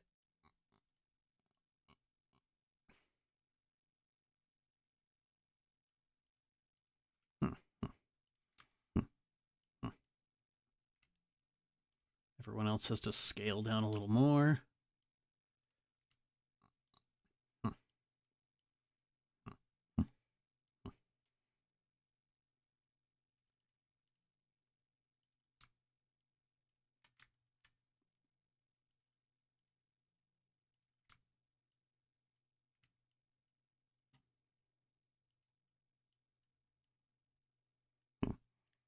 And lastly, that leaves Wormmon. I think he just evolves, doesn't he?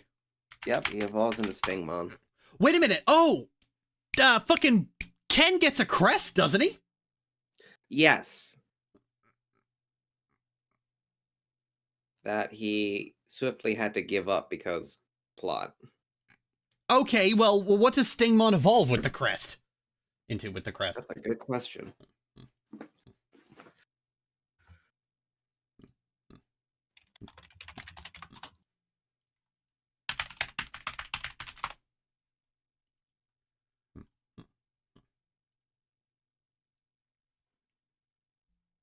Jewelbymon. Okay. It's this. You could just put it in chat. Oh. Okay, so like since Ken gets a crest, I assume we're keeping the Digimon Emperor and everything around him. Oh yeah. The Digimon Emperor is like unquestionably the best villain because it's just some kid. It's like you know what he is. He's every Pal World player. Fuck, he is.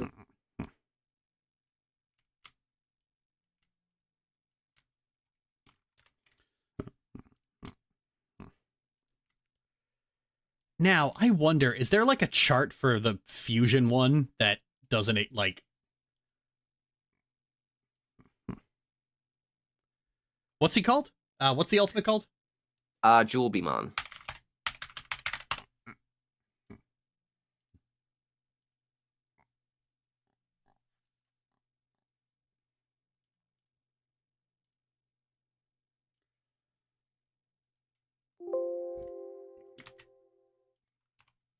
Oh, I need one bigger than that. Oh, there we go. That's probably the best I'm going to be able to do.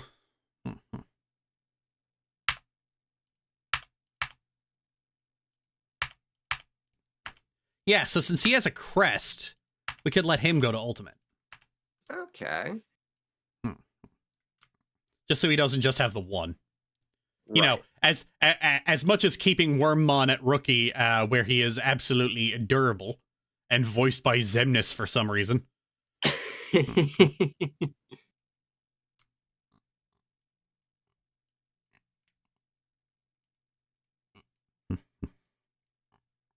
I kind of wish Gatomon had like a real like mammalian evolution because I don't like Anjouamon.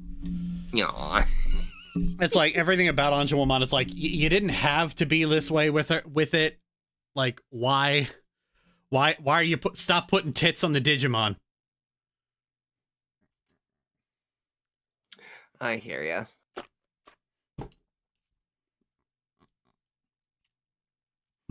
Okay, so that make what? So that make Gatomon and Wormmon the heavy hitters of the season? Yeah, I guess it does kind of work that way. You know, you get Gatomon as the heavy hitter. Yeah, actually shit, same through line here. You get Gatomon, you get Kari and Gatomon as the heavy hitters this time, or like at the start, and then you get Ken, who gets his own fucking crest, and he's just like, what the fuck?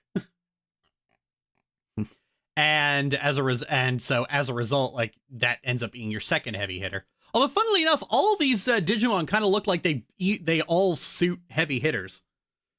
Hmm. Don't like Anjuamon. We could tell, lol. Hey!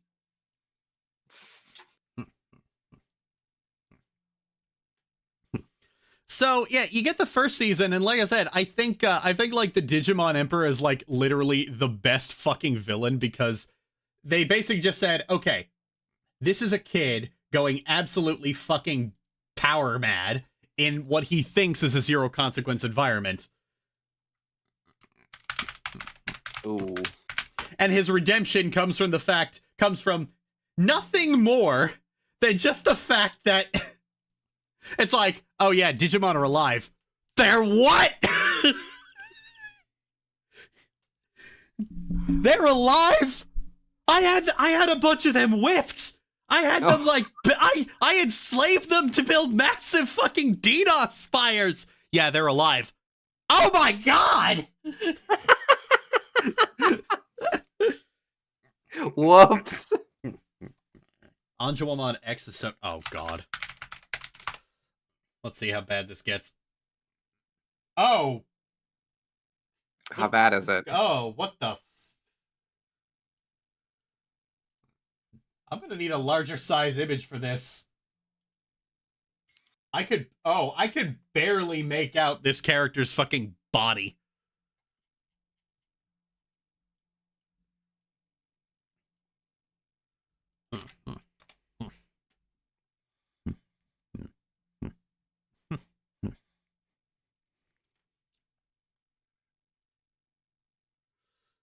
Jesus Christ. Y'all really said, be not afraid, and then responded with wood. How many wings do you want on this archer? I don't know, less than this.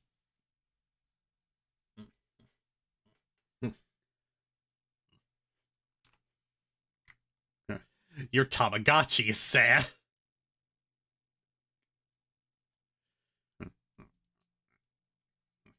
Be not afraid, Wood. Be more afraid.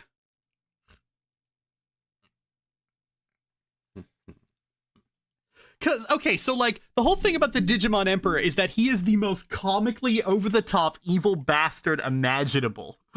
He sits in his fucking control room, he yells at his minion, and he talks like the least serious fucking villain ever. I gotta find a clip of this guy. Hang on. Fox Kids. Oh god, here it is.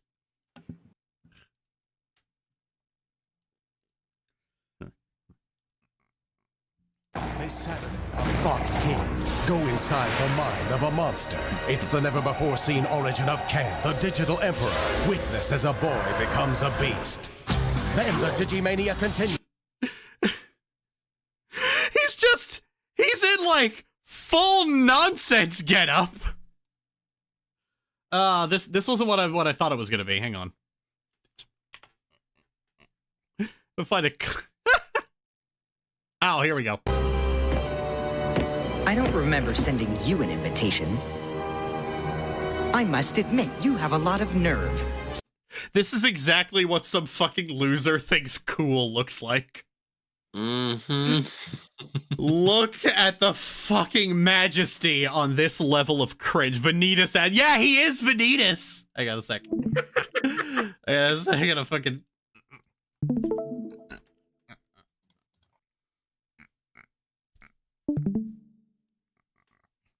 Don't worry about it, Coco.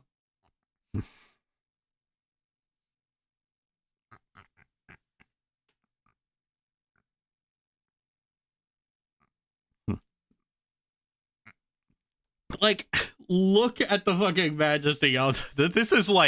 This is a rejected Kingdom Hearts design. Of course he's got a fucking cape. Of course he's got the shoulder pads. Of course he's got like sunglasses bigger than his fucking face. Maybe of course he's got low lights. Maybe if he lost the cape. No, you gotta keep the cape. It really brings together the whole. It really brings together the whole I am a nutcase with a VR headset look. I wanted to be this kid in middle school. Looks like a shiny Pokemon version of Adoria. I don't know who that is. like Postal from Let's Game It Out. If Boy Failure had a costume. He goes from Vanitas to Riku, he's Hunter Bellows. Yeah, I kind of think, I always compare these kind of characters to Vanitas, but really I'm going to compare them to the Digimon Emperor. Because I'm going to be honest here, the Digimon Emperor's redemption is really fucking dumb. It is. It's really fucking dumb. Sneaking into the base of the most powerful being in the digital world.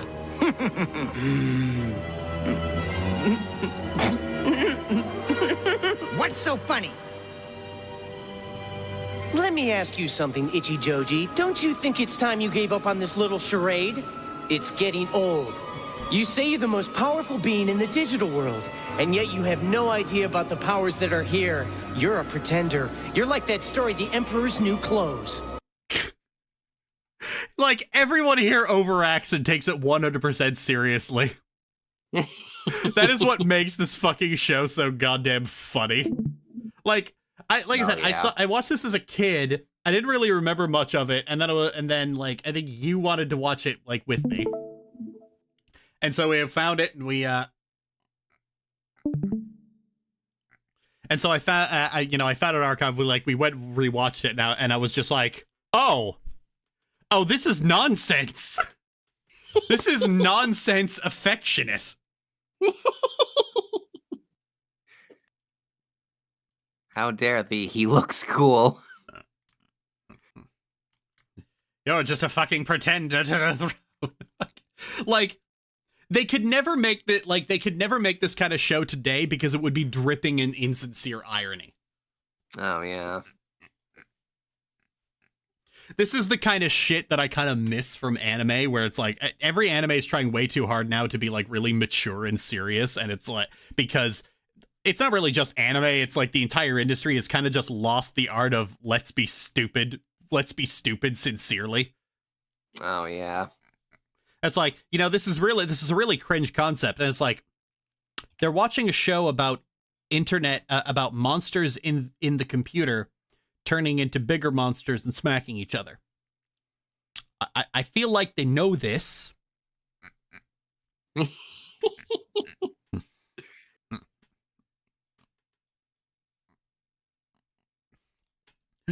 So, yeah.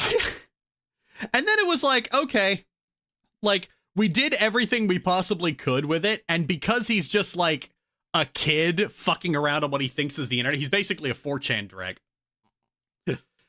Like, because of that, it's just like, all right, yeah, we can redeem him, and yeah, that fucking works. I gotta say, it works better than that one from Tamers, who was just like, oh, Digimon are nothing but data, so I'm gonna make my fucking weird furry Pokemon eat them all.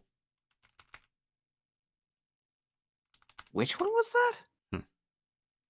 The one the internet goes all the one the internet got really weird about. Beelzemon? No.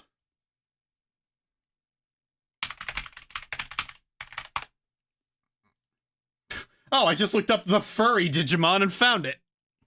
Oh, Rika. Yeah. Rika and Renamon. Yeah, the one who has that one. Yeah. That's what it is. Adventure wouldn't be made today, but Tamers probably would. Oh, yeah. Like, I mean, Tamers was like the weird, gritty, like, it's weird. Tamers, like, tried to be like the dark and gritty version of Digimon, but ultimately ended up like less dark than the original. Oh, yeah. If I'm not mistaken, the showrunner of that season was the guy who wrote the freaking Cthulhu episode. Of the whole season? I think so. Oh, wow. So, like, yeah, like, in particular, they do the Skull Greymon thing in Tamers, but it's a lot worse because it's just one guy getting really angry and going, I order you to digivolve again, and again, and again, and again. And it's all really fucking stupid. Whereas like, in this one, it was just one episode, and it's like this very cautionary tale of, oh my god, I really hurt my buddy. It doesn't help that, what was his name, Guilmon? Guilmon, yes. Guilmon's like a worse Agumon. He's literally Takado's OC. Like, characterization-wise, he's great. because he's like his entire he literally has no brain cells. He is just BB. But like his design, it's dumb. He does look like an 11-year-old designed him, which, I mean, mission accomplished there. Weren't they going to give Takato a different Digimon entirely? Oh, I think so. I can't remember what it was, though.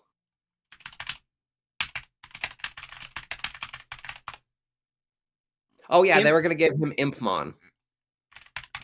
Impmon. Oh! You know, giving the lead character like a sinister looking giving the lead character a virus, that's actually kind of interesting. Well, Guilmon is a virus. Oh, he is. Oh. Yes. But yes, like if Takato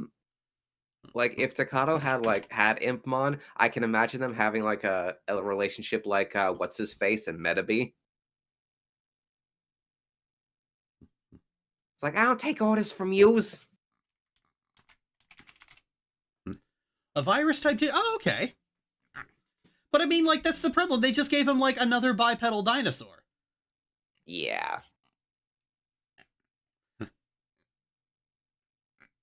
Do I love Digimon to pieces? Yes. Like I said, characterization-wise, I actually like Guilmon. I think he works. But it's his design just being, like, another dinosaur. Who evolves into another dinosaur. Who evolves into another big dinosaur.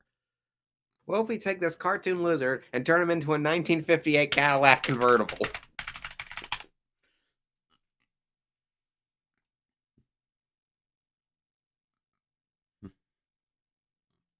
Let's see. You know what would be fucking crazy for tamers?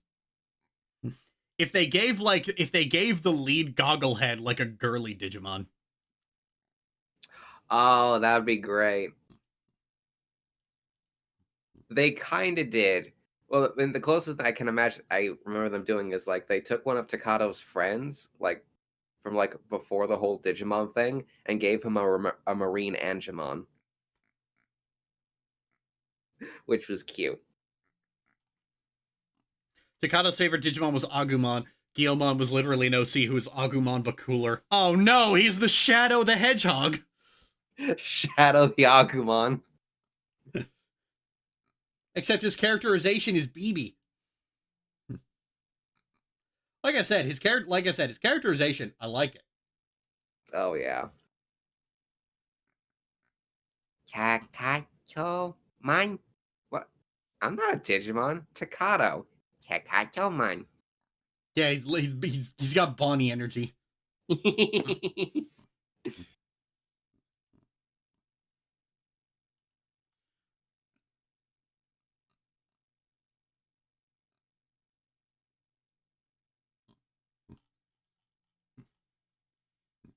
Let's see. Yeah, here we go. Give him a Lunamon. Give him this little thing.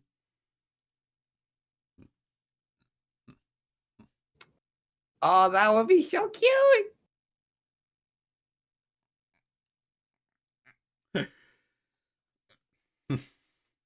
Takato's sister puts a sticker on his nose and he says, "I'm cute."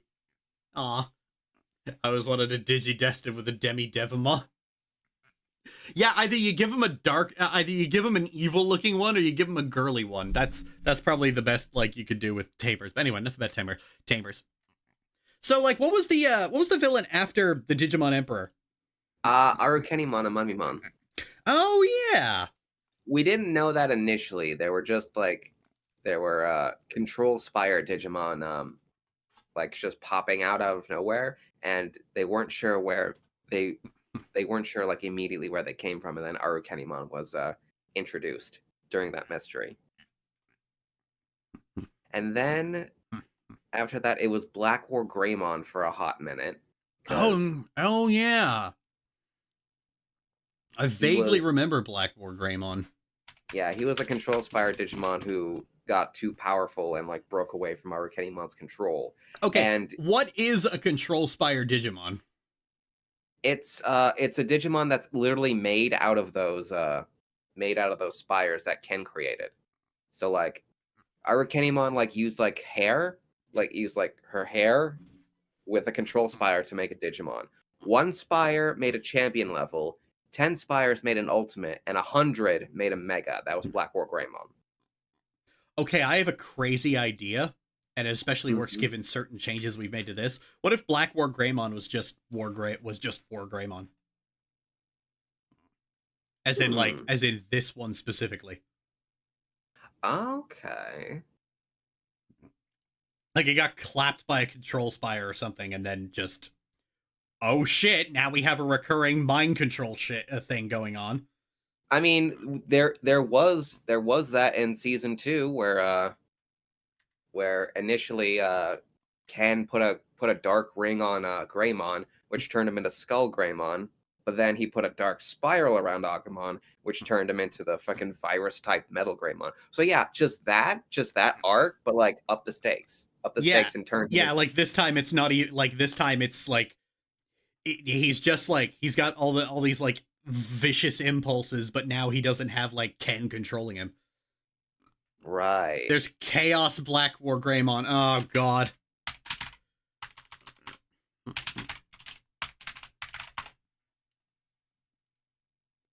Chaos in Digimon just indicates that the Digimon has power over darkness and light. Okay, that's an interesting motif.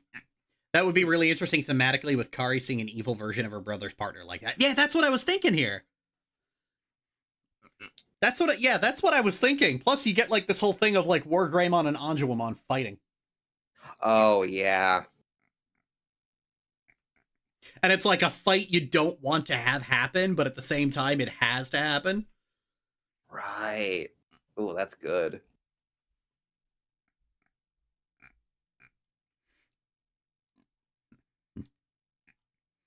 Virus Dark Demi Chaos Black War Greymon. Lady Virus Dark Demi Chaos Black War Greymon. Oh wow.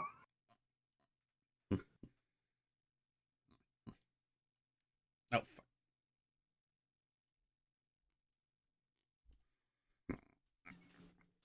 Yeah, like taking Black War Greymon, like, let's be honest, Black War Greymon just exists because War Greymon was really popular. So instead of just going like, all right, we'll just take like a War Greymon, and now it's just a wandering villain going on and doing shit. Now it's the one you know. Now it's the edgy devil you know. Man, if I had a nickel for every time Stephen Bloom created voiced a man-made monster who had like an identity crisis, I'd have 2 nickels. Yeah. And what was it after Black War Greymon? Malamyotismon, wasn't it? Malamyotismon was like at the very end, but it was still like it was still Arakenimon and Mummymon like causing shit. They caused the control spires to appear on Earth. So the Digidestin had to do like that world tour arc where they went around the world to team up with other Digidestin around the world to take down the spires. That was an arc in the series? Yep, it was the Christmas arc. Oh, I thought it was just for like that one movie. No, that was a different story. That was a different reason they came to America. Oh shit! Hang on. Oh, there you are.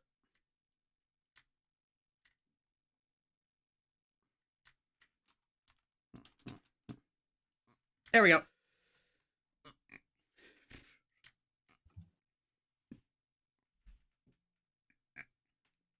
And of course, like with Black War Greymon just being the same War Greymon, obviously you can't call Tai in to help at all because it's like, what do you want me to do? I haven't got a monster.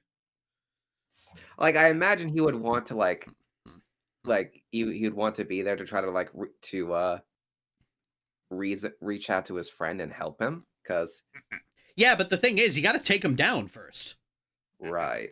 See, the thing is, like, a fight doesn't, like, I know there's always, like, this thing of, oh, no, this is my friend, I can't fight him, but a fight doesn't always have to be to the death. It can literally just be, like, we know this guy, we know he can take a punch, so let's knock him out.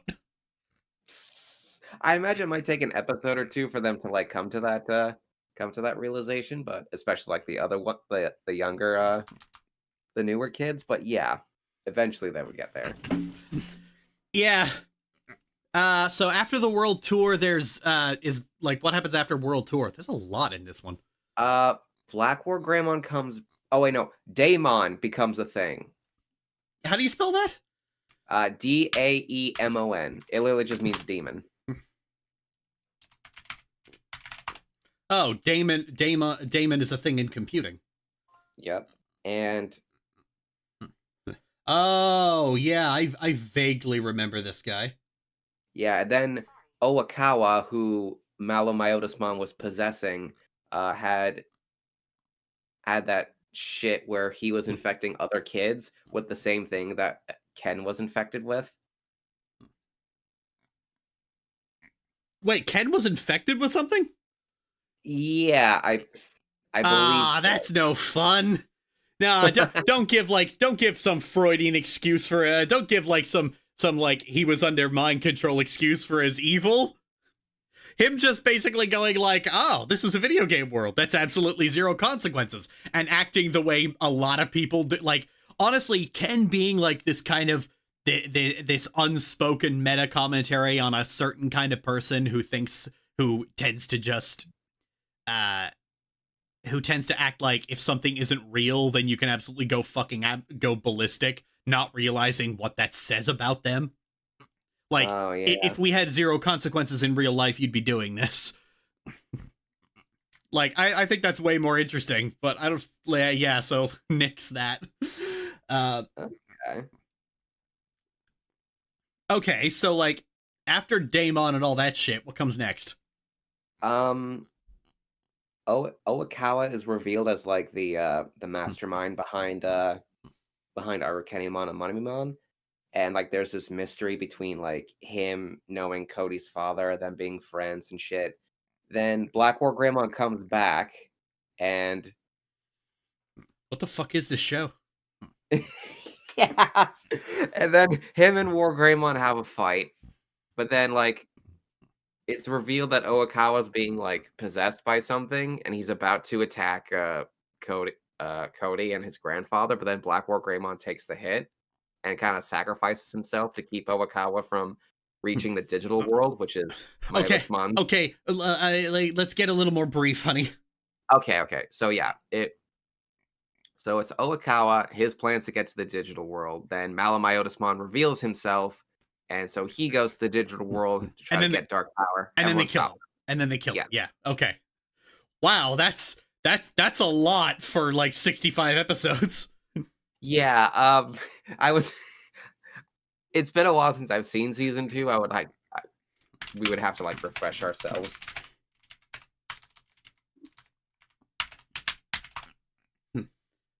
Oh, here we go. Story arcs. Adventure. Devimon, Edamon, Myotismon, Dark Masters, Digimon Emperor. What the fuck is... Oh, Arukenimon, Black War Greymon, and then Malomyotismon. Okay, so these are a lot less dense than I thought. Oh wow, the Digimon. Okay, so Devimon lasts 13 or 14 episodes. Edamon is about 8. Myotismon is 18, and the Dark Masters are 15. Arukenimon is 8, Black War Greymon is 8, and then Malomyotismon is 13, and the Digimon Emperor is 21. Oh. Man, you can tell they really put their all into that one. They really like that one. And honestly, good. It's the best one. Oh yeah. I feel like a lot of these you could probably junk. I mean, like there's a whole thing like they spend about just as much time in the real world as they do in the digital world. I mean, in the first one, they get stuck there like twice, and they only come back briefly. But in the second one, they kind of go back and forth at whim. So I feel like you could kind of, like, given the fact that the whole thing about this is character arcs, and a lot of their character arcs are about personal shit, you could probably go back and forth between doing, like, fucking adventure shit in the digital world and working through your character shit in the real one. Oh yeah. Like, just off the top of my head, like, anytime there's an issue going on, like, in the digital world, Kari keeps trying to go to Ty for advice, but of course, Ty's in high school, he's busy.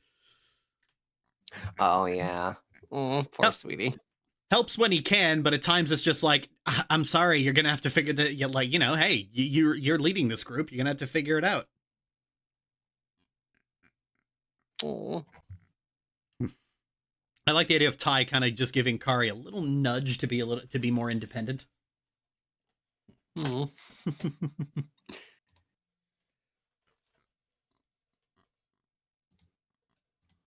I mean, they had a whole episode about her over dependence on her brother, which ended with the fucking Cthulhu beach.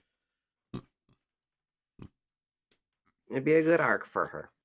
Yeah, and I feel like every character could get their own version of that. Like 65 episodes. If you cut things down to, I honestly think you could just not do Malamyotismon. Okay. It was a weird last minute twist. I feel like you could just do the Digimon Emperor and then War Greymon. And so like that can just end up being split in between like whatever personal shit's going on with every single character. Nice. I like that idea. Especially since like a lot of these they tend to also like weave the other characters, the previous characters in as well for a couple episodes. Like, hang on a second. Y'all have to see this. Like this is literally a fantasy Yoli had on the fucking spot when she was doing an episode with Mimi. Oh yeah. And let me tell you, like, okay, be honest with me. How does this look? It looks a little sapphic. Yeah. You will not believe what the dialogue behind this is.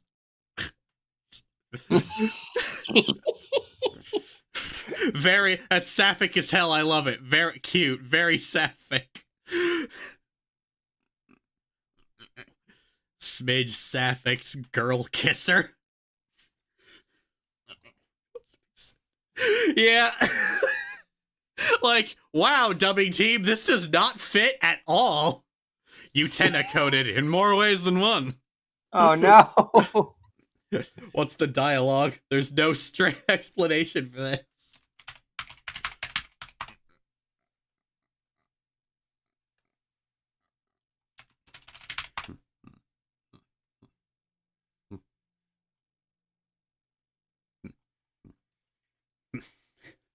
This was just right there out of fucking nowhere. Oh, also, that's the trans flag in the background.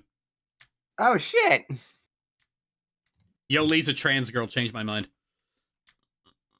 I mean, look, she does hacker shit, so she's definitely a trans girl.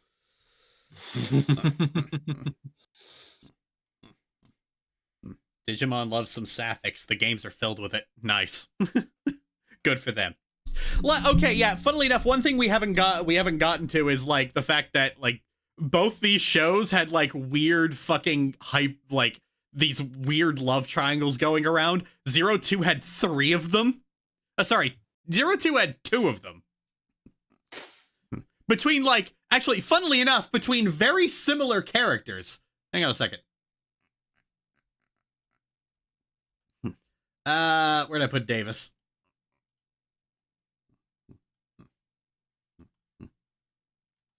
Come on, Davis. I know you're still in the folder here. There you are.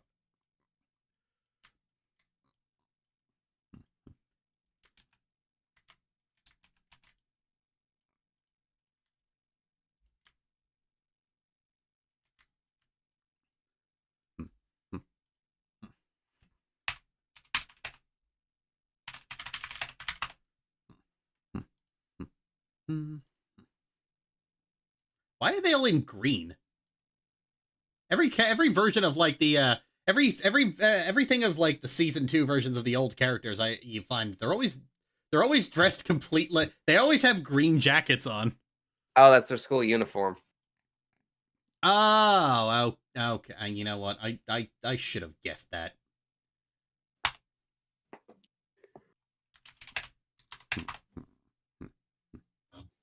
And they never showed Tai in anything else, did they? They did, like, during the camping episodes and the winter world tour episodes.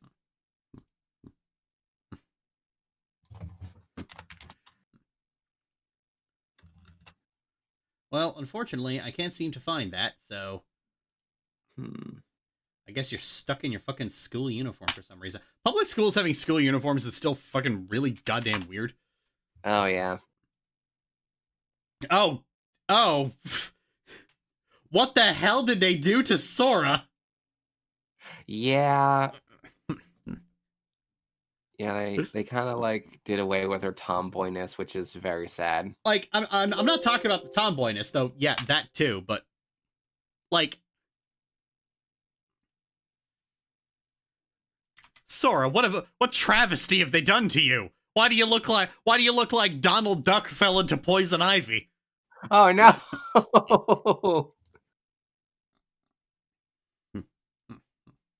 Poor girl. I've always had this thing about, like... You know what? We'll have this discussion later.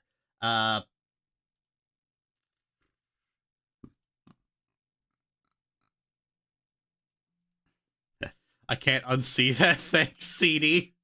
She becomes a florist. Somebody on the staff likes green. Yeah, they do. Okay, there you... Oh, fucking hell. Oh, found it. Oh, I like his fucking jacket there. Me too. This was a fit. Do you have this for the other ones? For the other... For the other characters, the yeah. other... No, this was just a compilation. This was just a compilation of the other, of Tai throughout the different series. Okay.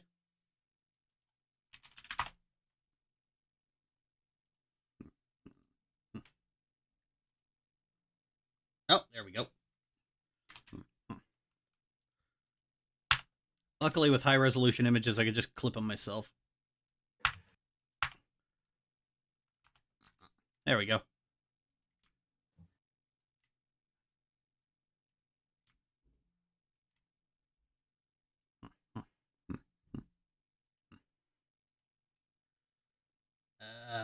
Where'd that go? Oh, you are way too fucking massive. Mine is always, these images are always like the size of a gnat's tit. Or like...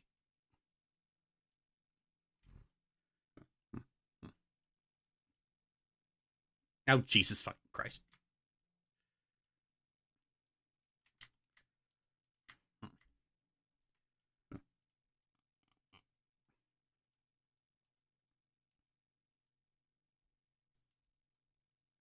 Okay, yeah, so...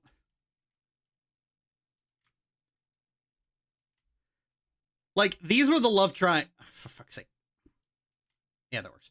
These were the love triangles they did, and you kind of notice that they're all like with very similar characters. Oh yeah. Like, it wasn't enough to just do this once. They had to do it like multiple. They did it twice, which is like especially odd.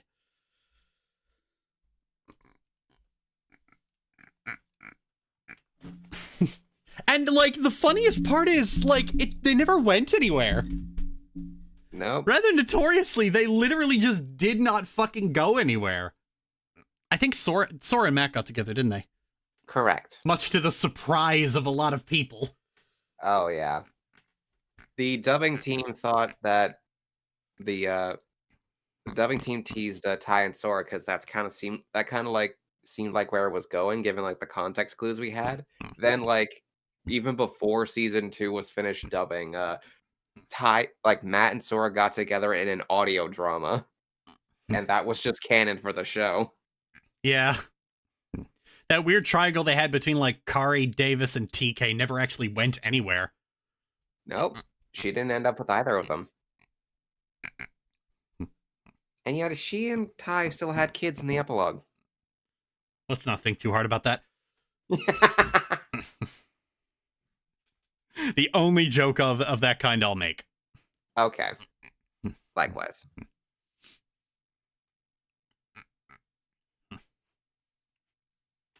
They both just end up having kids because of like a one night, like with a one night stand, and then they just end up like they just end up moving in together, and now each of their kids has like a parent and a what's the gender neutral computer? What's the gender neutral term for aunt and uncle?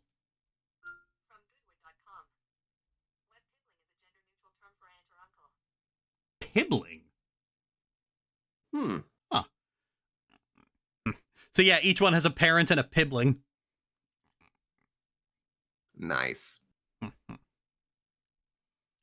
Oh, the gender neutral term for like a niece or nephew is nibbling, which I love. But I just realized sibling, pibbling, nibbling. Hey, got all the iblings.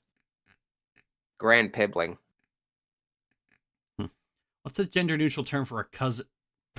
A cousin. Fucking.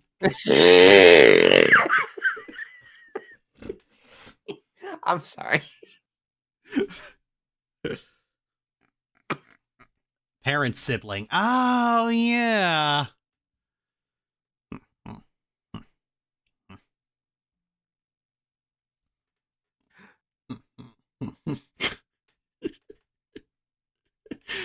It's just like, what's the gender neutral term for a cousin? A cousin, of course. Didn't Ty get together with Micah? Who?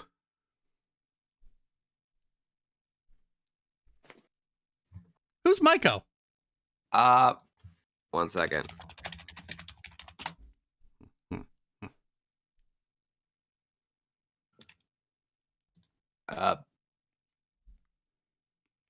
Miko's the cat.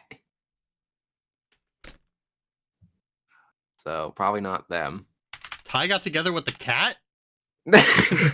I don't think so. It's like, oh my god, Ty got together with the cat, got him out of the other room. She did what? How do you spell FBI? Oh.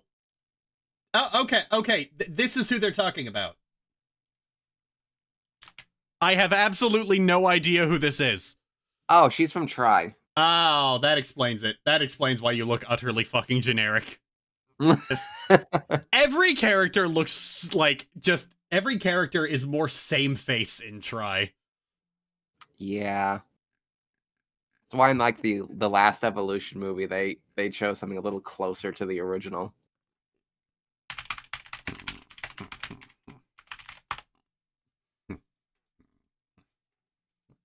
Oh yeah, that's a little better. It's still utterly fucking generic though. True. Well, I mean, granted, Digimon kind of has the generic anime art style of the 90s. Try is a mess. Buddy, every Digimon is a mess. That's the fun part. Exactly. So yeah, like they ended up having kids over a one night stand, and then just because like by the time they're adults, it's gonna be like the 2010s, so the economy's in fucking shambles, so they just live together. Oh yeah. Four bedroom apartment.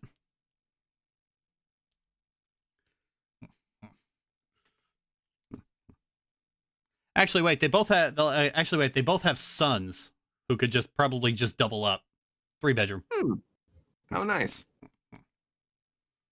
I mean, one of them's a UN ambassador, and the other's what does Kari do? I think she's a teacher. Of course she is.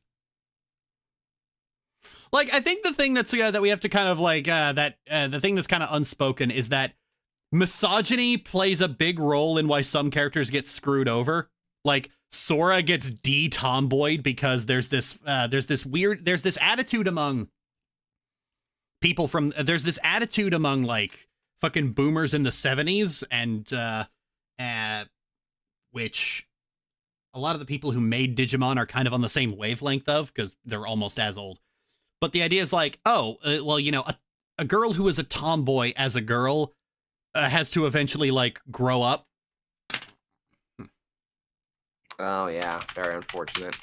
And then Actually, hang on. What did Sora end up looking like in Try? Oh, what? What have you fucking done? Look at how they massacred her. Oh no, honey.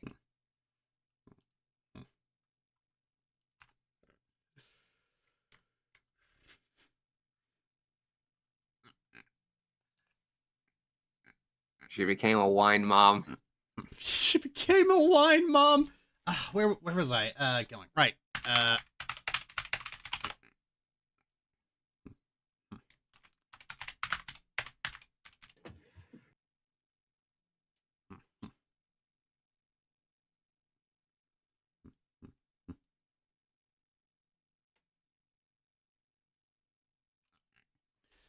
Oh yeah, here we go. Similar to the reaction towards Sora's girliness upgrade in Zero 2, Western fans had mixed opinions about the character descriptions for Tri. Some of them released prior to its airing having mildly sexist overtones. Mildly. Suggesting that Sora playing soccer is not befitting a woman. Kari was given more stereotypically feminine traits, such as developing a sweet tooth. Yeah, Kari's got kind of like a inching toward tomboyishness in the second one, isn't she? A little bit, yeah. Japanese fans would embrace Sora's femininity as a sign of maturity, while Western fans were a bit perturbed at the implication Sora and soccer don't go together simply because she's a girl. Yeah, it's like... It's very weird to see, like I said, it's because the U.S. used to operate like this as well, and to an extent, like, Republicans still think like this. That, like, a tomboy is expected to grow up and embrace femininity at some point. Some do in earnest, but I feel like a lot ended up doing it as a result of, like, pressure. Oh, yeah. But yeah, like, misogyny, like, always strongly affected Zero 2. Like, I'm going to be fucking honest here. Misogyny is the only reason Davis is the leader in Zero 2. Correct. His character is fucking awful. Like, I tried rewatching it, and, like, literally the only interesting thing about Davis is the fact that him and Kari are in the same wavelength, i.e. thinking Tai is cool. And that's the only thing they have in common. I did actually like the bit where, like, Davis is, like, shit-talking his sister, but, like, in, like, kind of like the typical maladjusted little brother kind of thing. And then Kari just walks out to him and it's like, that's fucking shit that you do that. Go fuck yourself. And it just utterly destroys him. Oh, yeah. Fucking destroys his soul.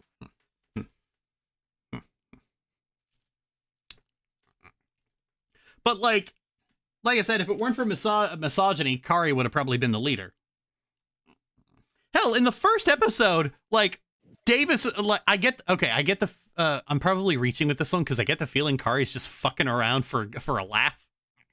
But, like, at the end of the first episode, Davis is yapping about how he's gonna, like, take on the Digimon Emperor, and then Kari looks over at TK and goes, "You'll defeat the Digimon Emperor, won't you, TK?" And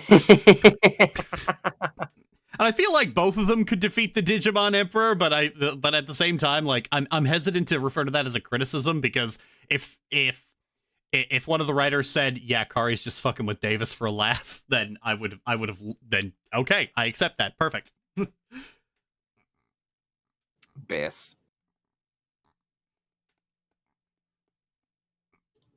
Continue with the attitude that contributed to Sora's character and the jobs the female characters received in the distant finale, although there's nothing that says she didn't revitalize her athletic career. Yeah, I feel like Sora should have had an athletic career. Honestly, instead of becoming a fashionista.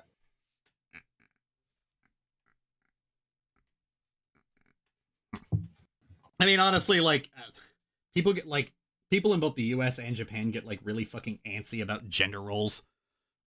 Yep. And most of the writers for Digimon being men. Yep. I mean, we all heard, like, we'll probably get into this in a second, but I mean, we all heard what Hosada said about, like, the David Lynch episode. Yep. You know what? Fuck it. Let's talk about that. So the interesting thing about Kari and Tai's relationship is that enmeshment is a key part of it. Like, let's see. Oh, right. I'm banned from Tumblr. I can't pick it up. Like Kari and Tai are both neglected by their parents, and as a result, Tai ends up kind of just being Kari's primary caregiver. To the point that, like, in the movie, like, Tai's the only one who can understand her whistling. Oh, that's great. Oh yeah, it's perfect. I fucking love it.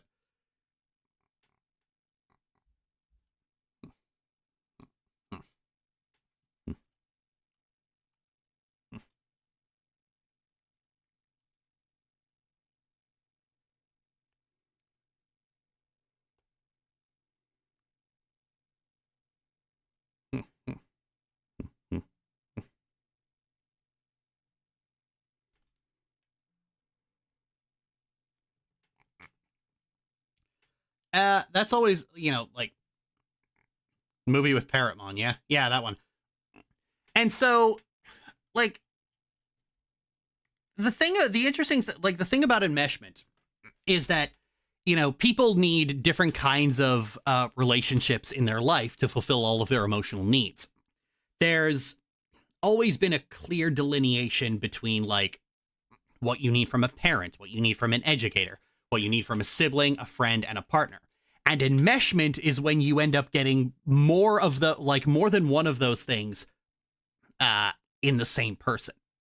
So, like, a sibling serving as, like, a parental figure. A sibling serving as, like, your best friend, I feel like that's not really a problem. But, like, as an educator, yeah, we'll put sibling and friend in the same spot. So, like, a parent, an educator, a sibling / friend, and a lover. And where enmeshment happens is where more than one of these occurs in the same person. Likewise with parents, their relationship with their child is a very specific thing. And the most common form of enmeshment is when a parent starts trauma dumping and expecting emotional support from their child, usually after a strong degree of grief or a divorce or something. Still with me, Mikay?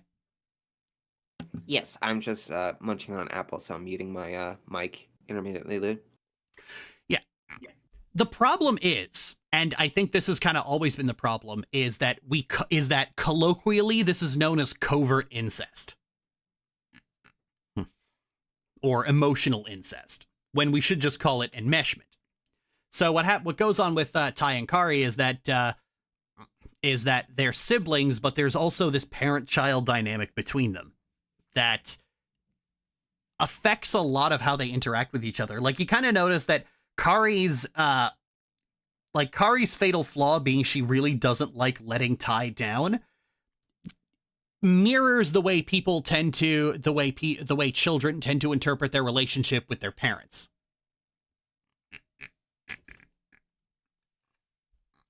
Oh, very true.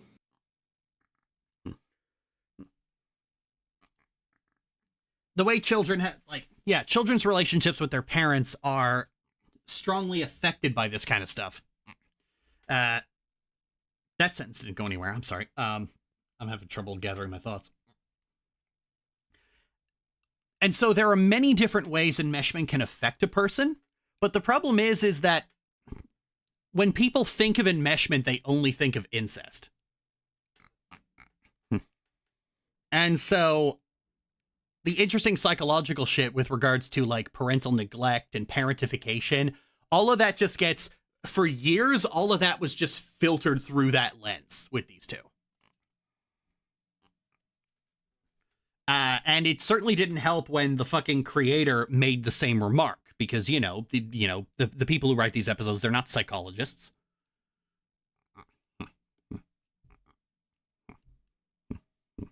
Chat fucking died while we're talking about this. And as a result, it becomes really hard to discuss, like, the interesting elements of, like, with regards to, like, the dependence and the overprotectiveness going on between Tai and Kari, because if you talk about the way they're overly dependent on each other, it just gets filtered through that lens and the conversation veers off track. And I think, like, I think enmeshment needs to be able to be discussed that in ways that don't automatically circle back to incest. Yeah, we're listening as this is interesting. Thank you. I wrote a lot of essays about this in college.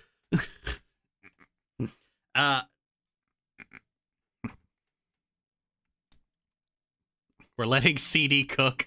Okay, yeah, it's just, I actually don't like it when the chat dies. So, like, parentification is a significant part of, like, Ty's character. Like,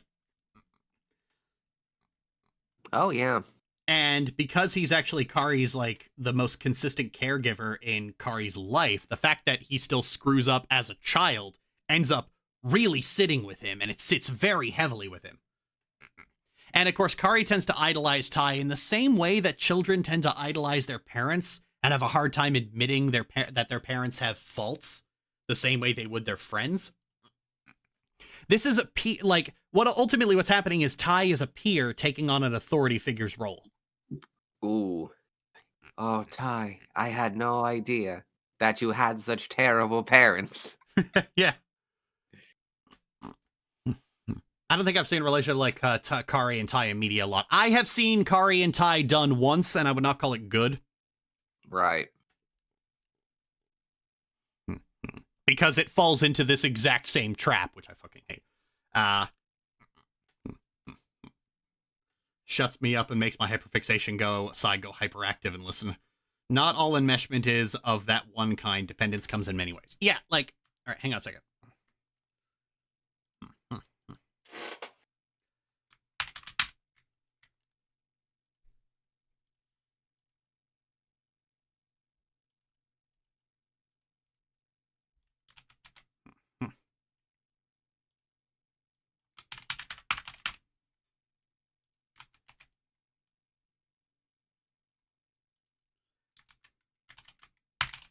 So if we boil it down, these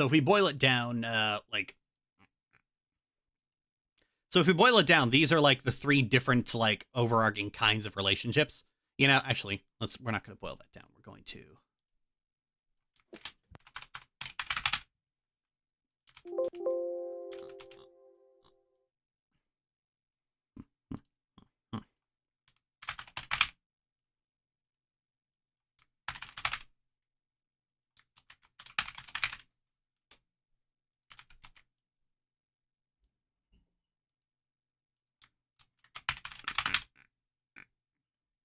There we go.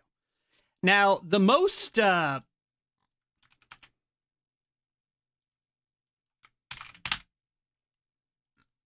we go.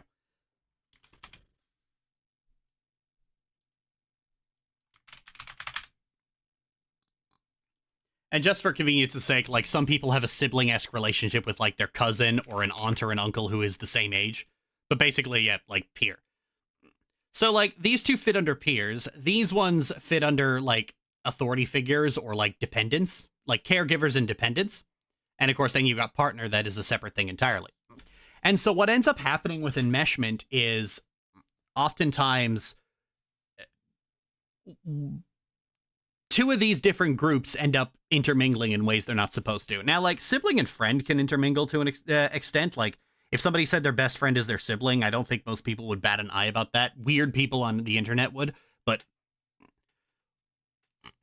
when a lot of people think of enmeshment, like I said, it's when something traumatic happens in a parent's life, and as a result, they start expecting the kind of emotional support they would get from a partner or a co-parent, and they project that onto their child. So what ends up happening is this happens.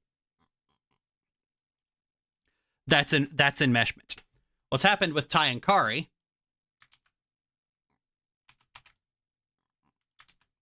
is this.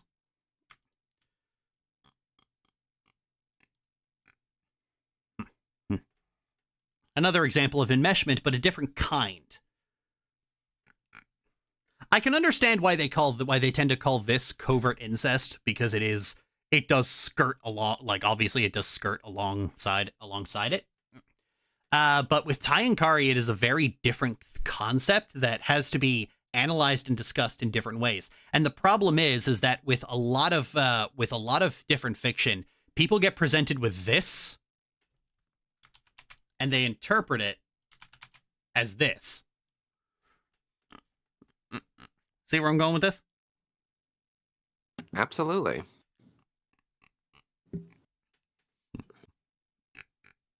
Another reason a match-normativity fucking sucks. A partner is more than a peer. Sounds obvious now. Well, yeah, a lot of people don't get the same kind of emotional needs from a partner that they get from a peer.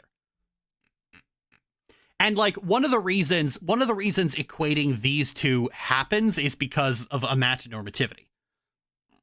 Because when a sibling shows a kind of dependence on a sibling that is reminiscent of a parent, people interpret it as romantic because they're usually much closer in age. This is also where eldest child syndrome falls in. Eldest child syndrome is when a parent forces this kind of dynamic onto their children. By expecting the eldest child to perform some degree of taking care of their siblings. Now, the interesting thing is that what happens with Tai and Kari is that it's not done deliberately. Like, it's not really eldest child syndrome because it's just a result of like neglect, the kind of neglectful parents you just kind of see all around in the 90s. And as a result, Tai kind of ends up taking that on entirely voluntarily, I think. It's the same thing we did with Neva and Lavi, actually. Oh, yeah. Like...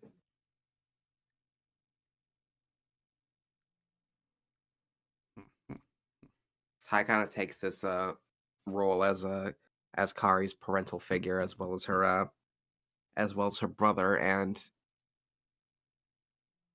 despite him having very clear trauma about, you know, a small mishap when he was little and shouldn't have been in that position in the first place, the show doesn't really see a problem with that. Yep. Where did I put my phone? Do I even have my phone? There you are. It's not always the eldest child. I've seen it happen with the middle or youngest. It's called parentification. Well, yeah, but like parentification is more the overarching concept here that enmeshment and eldest child syndrome falls into.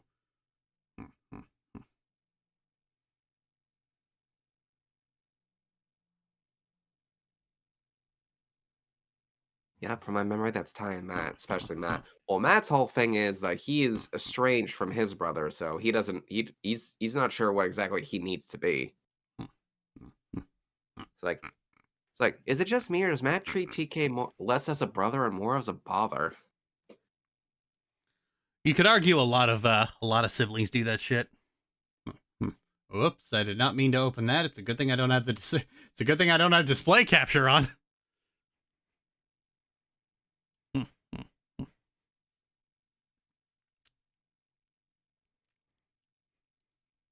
Let me guess. Tai and Kari's parents were never confronted about this. Nope. Yeah, no, they don't get confronted about it because like the show isn't really about that. I think it's just kind of because, like I said, it was the 90s. There's this expectation. There's to a certain degree a not unreasonable expectation that the older sibling will look after the younger sibling, and I don't think expecting that of them is necessarily a bad thing on its own. But where enmeshment happens is when it becomes overboard. Like, right. The kind of looking after your sibling, like the kind of like expecting an older sibling to look after the younger sibling is like the kind of thing to the same degree you would expect of a babysitter.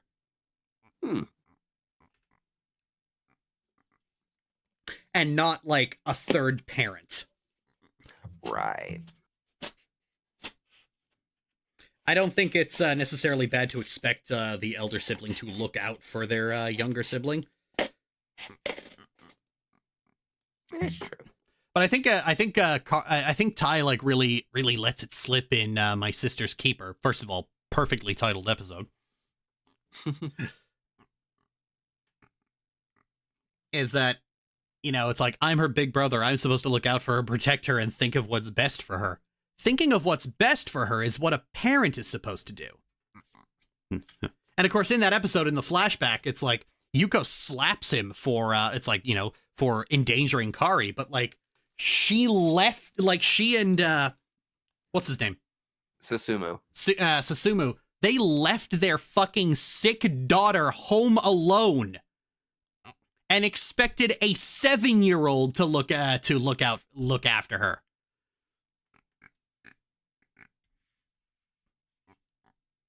Yeah, because that's reasonable. Look after your brother while I go get groceries, and I'm out for a week, cook for your brother, and also teach him his homework and put him to sleep. Yeah, there's a fundamental difference there.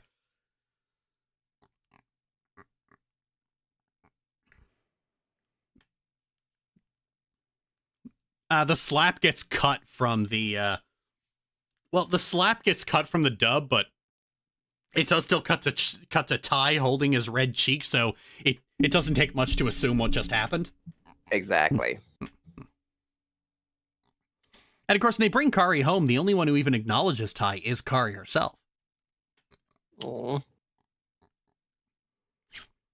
Because, like, and of course, it's just like, I'm sorry, I can't kick the ball very good. You'll probably never want to play with me again. Her primary concern is, like, whether or not she disappointed her brother, not that she almost got sick. And of course, then Tai starts crying because it's like, good Lord, what have I done? And I find there's an interesting dichotomy there because, like, as is always the case with people's relationship with their parents or their much older siblings, I'm talking like 10 years older, they tend to like idolize them because they don't see their faults because they aren't perceptive enough. But of course, Tai does have his faults and he has his anxieties. This is why I love these two characters so much. This is why I consider them to like, I figure like any rewrite of Digimon should focus on them because that is a lot you could sink your teeth into as a writer. Oh, yeah. Maybe it's just me because this is like literally the topic I studied in fucking school, and I'm a victim of enmeshment to a degree. But like this is like the like Tai and Kari and all of this shit that comes with them is on a whole scale more interesting than anything else the franchise has ever fucking done. Yeah, it is. It does set it apart from anything else I can think of.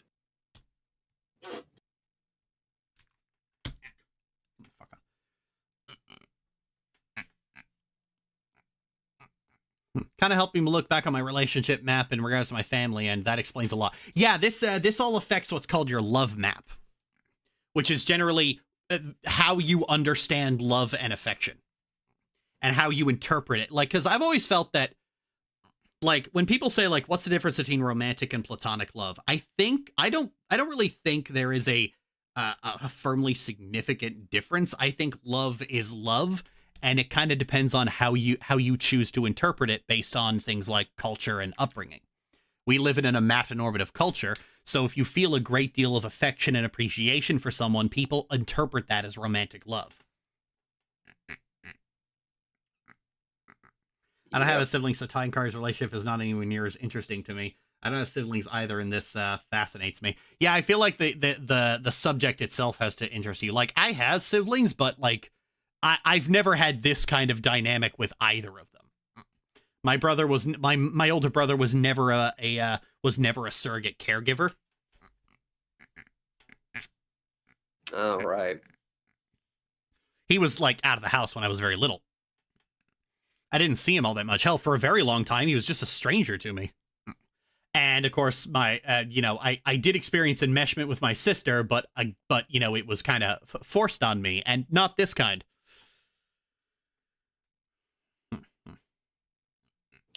When enmeshment is forced onto you, it's called the trauma bond. Ugh. Or Stockholm syndrome, if you're feeling pop psychology. Yeah, I had somebody ask me, it's like, I still don't understand what a trauma bond is, and I just said, Stockholm syndrome. It's like, oh!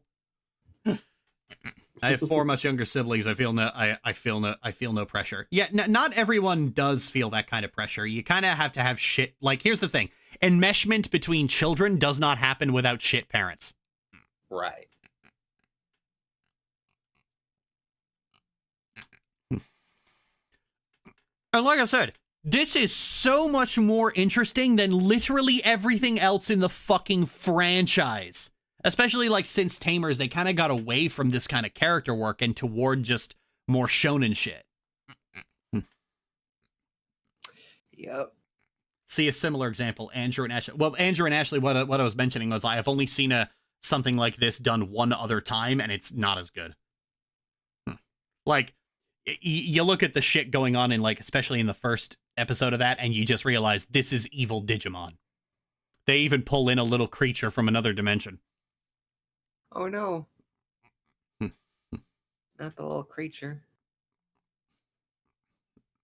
I meant that as in I do feel the pressure. Oh, I feel no pressure tier bit. Okay, I didn't get the sarcasm. Sorry, Lilac.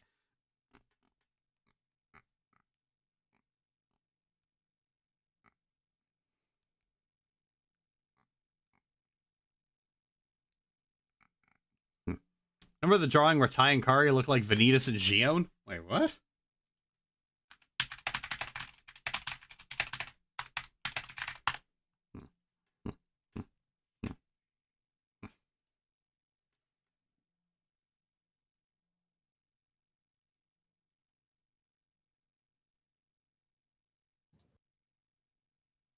Oh, wait. You were being deliberately unspecific. But I mean, Sora does kind of look like Tai. Yeah, they have similar hair. And Kari does look a little bit like Kairi. To that end, I've decided to ruin your day.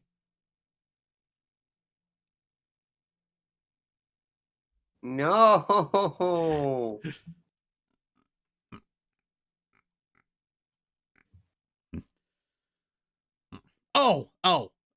I'm not going to show anything. I'm not going to ruin the stream's day, but I am going to show the stream something absolutely fucking adorable. Hooray.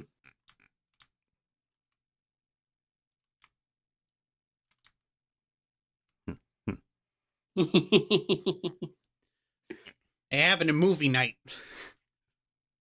Like, without even look, Kari just opens her mouth, and without even looking, Tai just drops a popcorn into it. This is what I mean. Like, they're like, the dynamic between these two is very interesting to explore. It's got stuff you can make a character arc about fixing on one end in the first season and on the other end in the second.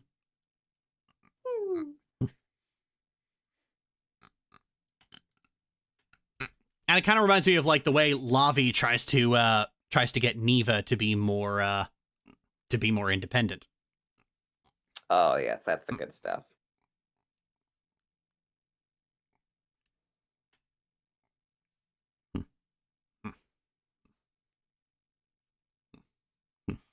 That is so cute and funny. Yeah, I know. I love it. I love these two. They're so, like I said, they're so much more interesting than any other, like, fucking character in the series.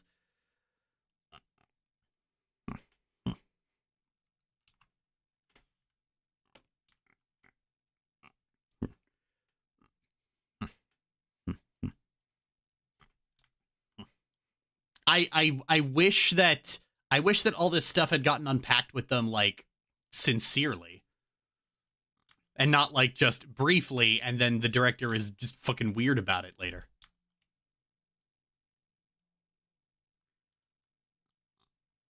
Oh yeah, just like this sibling relationship, like, realized to its fullest narrative potential, would just be wonderful. Yeah, it'd probably be one of the best cartoons you ever made. All the interesting was funneled into them. Yeah, and, like, because it's Digimon, a lot of it unfortunately goes unexplored. Like, you know, over 20 years, people have kind of picked it apart and, like, examined like, a lot of it. But the thing is, a lot of it is using the lens of psychological concepts that have only been discovered, like, since this show came out. Right. Let's be fucking honest here. When it was being written, the attitude in here was just cultural norms about what an older sibling is supposed to do. Yep. before a lot of people realized how unhealthy and damaging that is. Mm-hmm. Standards have changed. Yeah, standards have changed. You wouldn't like. I remember I was having this conversation about Only Yesterday. There's a bit in Only Yesterday where like the girl, Taiko, steps outside without her shoes on. And apparently this is like a big no-no because her father just walks up and just leans back and cracks her right across the face. Oh, yeah. And I had this discussion with somebody. It's like, well, yeah, that can come across as abusive from like a modern Western perspective. But like, you know, back in the 60s, that was like serious misbehavior to walk outside without shoes on. And I'm just like, no, I don't need a new perspective. Back in the 60s, American parents would also hit their kids for stupid fucking reasons. Oh, yeah.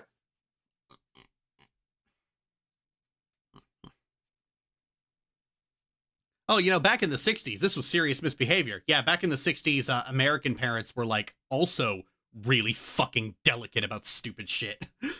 Mm-hmm. That doesn't mean it was like, again, it's like when, you know, when Americans do something, we can criticize it, but when any other, but like when a non-white country does it, we're not allowed to like, it's always about, oh, you can't criticize it because it's like a different culture. No, it's not. It's the same culture. Conservative authoritarian parenting is like a global thing. Fucking weebs, I swear. It's only weebs who ever say this shit. Like, even the fact that they don't do this in Japan anymore, like that, like it doesn't happen in Japan anymore. It's the fact that, yeah, cultures change and evolve everywhere. Every culture's done their stupid stuff, often similar or the exact same. Yep. Hell, it's even criticized in the movie. It's just like, this was the only time I ever got slapped. I still don't understand why. I still don't understand what it was I'd done. So it's not even just a matter of perspective. It's literally criticized in the movie. Yep. And I had to spend like a half hour with this guy talking about trying to get this through to him. A lot of Latin America will pull the "you can't say that about my culture" card, which is why I often say I'm Brazilian, and yes, it's a fucking issue way too often. Yeah, I've never adhered to that, honestly. If you're doing the same shit my parents did, I'm gonna fucking criticize the shit out of you. I don't give a fuck.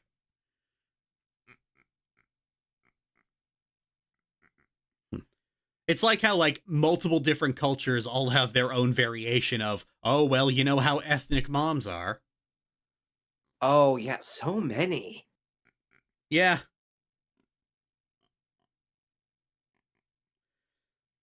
And they'll describe it, and it's just, I'll hear them describe it because, like, you know, we had when we had what's her name, because I don't want to say her name on stream lest people end up bothering her. You know, just going like, oh, you know how it's like, you know how Hispanic mothers are, and I'm just like, no, I don't. And of course, then Turning Red comes out, and a lot of people go, oh yeah, this is exactly what dealing with like a Chinese mother is like. And I'm like, are you sure? And of course, sitcoms for years have been doing this with Jewish mothers like crazy. And I'm just like, I see all this. It's all the exact same behavior. And I'm just like, guys, my mother did all this shit as well. I think you guys just have crap mothers. Yeah. I feel like that's worth considering. I think it's in part because Americans don't have a culture, so it's a lot harder for this excuse to take root. Right. The closest thing America has ever had to like a unifying culture was just during the Cold War, when it's like you know, if you criticize America, you're a fucking commie. Because of all the jokes about Howard's mom gross me out. Yeah, it's like, Chuck, are you working through some shit? Chuck Lorre was clearly working out a few things. Yep.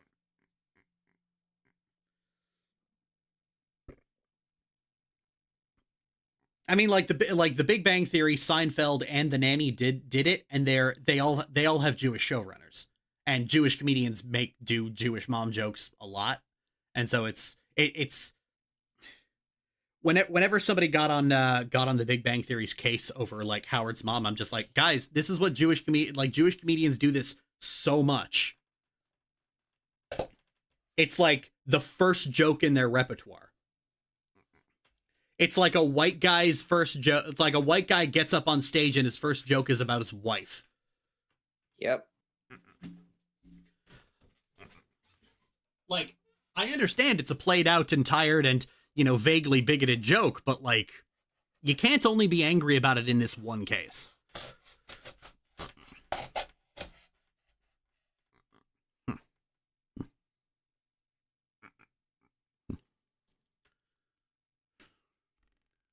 How did I get on this subject again? Oh, normalization of absentee or like otherwise. Yeah, right. Yeah. So like Ty and Kari's relationship in the series is just kind of part of this the normalization of like absentee parents and kind of just expecting the eldest child to pick up the slack. And like eldest child syndrome and parentification has only really been discussed over the last like 10 years or so. So it's kind of an interesting example of how time marches on. But what's interesting about Digimon is that a lot of shows will do this and they won't really dig into it as much as Digimon didn't dig into it too much, but it dug into it enough, like more than other shows do, and to enough of a degree that you really get an interesting deep dive into it. And there's way more of, there's way more discussion, like as enmeshment became more discussed, Digimon is one of the shows you can discuss a lot more when you're talking about it. I never really got the whole ethnic mothers, am I right thing, TBH. It's people who had abusive or just kind of shitty parents coping with it. That's it. They're coping with it.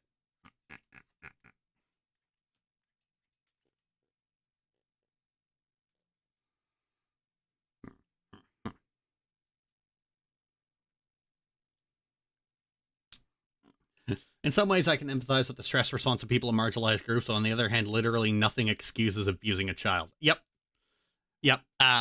They're like, the thing about cultural relativism is that the whole point of cultural relativism is not to immediately judge a culture. You have to consider that like the differences of that culture and measure that into what you into how you analyze and approach it.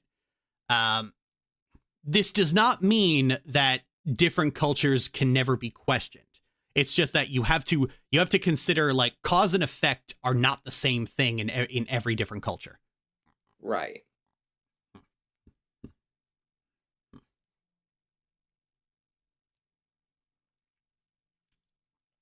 Like, it's really easy to see why this is a case in a lot of anime and why absentee parents is like kind of discussed or at least alluded to in a lot of anime, because, you know, Japan has long been competing with America for who can have the worst dystopian nightmare capitalism. Yep. So in a lot of households, like especially during the 90s, a lot of households, both parents had to work. Or you had like with Ty and Kari's parents, like their father comes home drunk a lot because he's overworked like crazy and coping with it. Right. Now, weebs like to call this the work culture, or like the culture of overwork, but it's just capitalism monopolizing people's lives.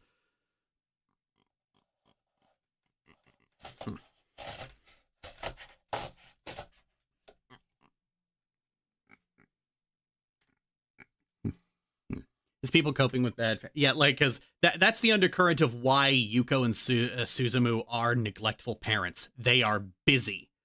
Like, it's the fucking 90s. They do not like, you've seen the apartment they live in. Mm-hmm. Like, Ty and Kari had to share a bedroom far longer than a brother and sister are normally are considered to be able to. In fact, it's actually quite uncommon for like siblings of opposite genders to share bedrooms at all. But they have to, and I think Ty's new bedroom in like 02, was it 02? I think that was actually Suzumu's office. That was Suzumu's office initially. But yeah, they end up like they're sharing a bedroom like far longer than opposite gender siblings are normally expected to. That apartment is tiny. It is minuscule.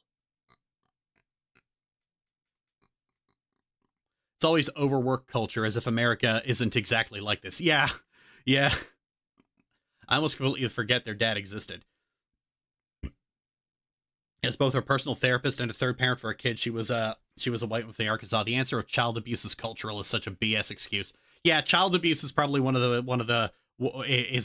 child abuse is a global industry. A global pastime. But yeah, like you can kind of see there's a certain degree of innocuousness to the neglect going on in the Kamiya house because, you know, it's very clear that just from the size of the apartment, they do not make a lot of money. Susumu's clearly overworked. I was going to say something about Yuko's like weird recipe thing, but that's only in the dub and only in the movie. Right. And so in that kind of situation, like if Tai was older, he'd be expected to work and help out with finances. Yep. Which, Absolutely. you know, isn't just a Japan thing. That happens in America in poor families as well. So it's not immediately something you necessarily have to like villainize Yuko and Susumu for, because the issues are way more widespread than they are. This is not something that is unique to them. This happens with a lot of parents in countries going through late stage capitalism. Like, if it weren't for the fact that millennials and Gen Z are kind of just not having kids because they can't afford it, this is actually, yeah. Yuko and Susumu are also of a generation where having children was kind of expected. Getting married and having children was expected of them. And it was just kind of this universal, well, this is just what you do when you grow up, when you're an adult. And as a result, they did. In the modern day, however, of course, you know, people keep yapping about birth rates falling because millennials and Gen Z are opting not to get married and have children, specifically because they can't fucking afford it. That happens in the UK too. At age 16, I was the only one of my 4 siblings told to get a job and help out while juggling college. Yeah. Growing up, my father wanted room and board for me after a certain point. I've always said that like charging your children rent is like the most scumbag thing any parent could do, and I maintain that, like. But like at the same time, like this is kind of why this happens, which is why I'm inclined to kind of look more favorably on Yuko and Suzumu than I would other parents in stories like this, because there isn't really anything they can do about it. The issue is there are layers to the problem. Yeah, there are layers to the problem, and they're of like the last generation that felt like they had to balance this with the expectation of having children. Millennials and Gen Z are just opting not to. I can't imagine how that must be like, Knave. Symptom, not a cause. Yeah, it's a symptom. It's a symptom of like wider spread issues that I think kind of end with their generation. Speaking of which, given the fact that it was kind of just bog standard girl career to make Kari a kindergarten teacher. It's always a kindergarten teacher. What would be her actual career? That's a good question. Well, she did like photography in 02. Maybe a journalist? Ooh, that works. I had this idea in the back of my head that like Tai just becomes a soccer player and Kari just ends up being his manager. That'd be fun. Yeah, photography or graphic design. That's actually really good. Pro wrestler. That's Luchador fucking mask is just Angela Mudd's helmet.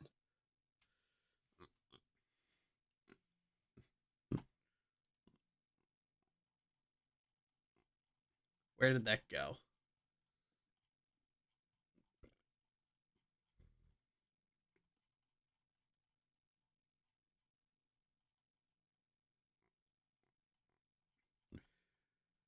Where'd that GIF you posted, you sent me go of like Kari cheering on that fight?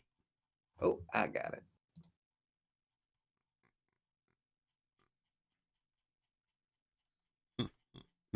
Karimon, it's just Kari in a Gatomon wrestler costume.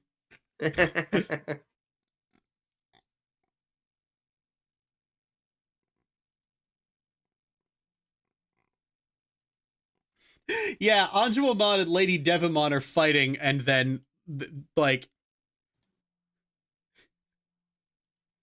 Kari is just cheering it on. Like, that's right. Yeah, it's like, knock that witch's block off. What?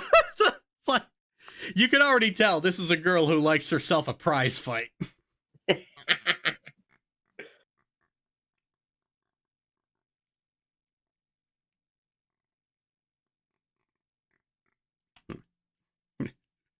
The BB demands blood.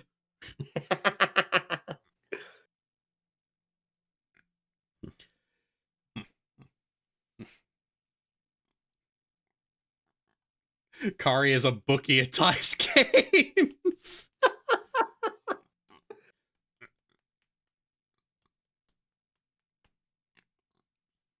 Yeah, it's just great.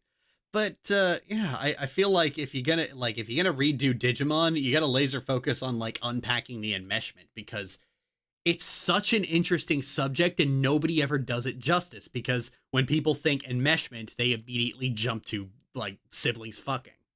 Right. Which just a disservice.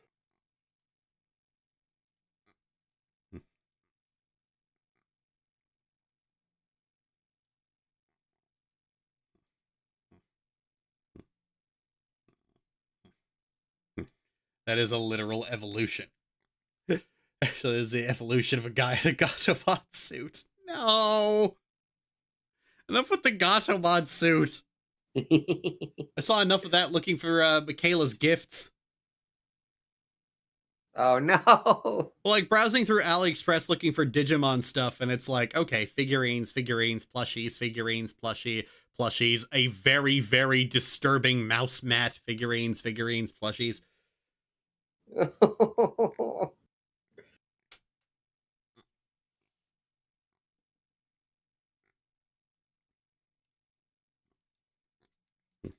AliExpress just does not give a fuck. Like, I know what I'm about.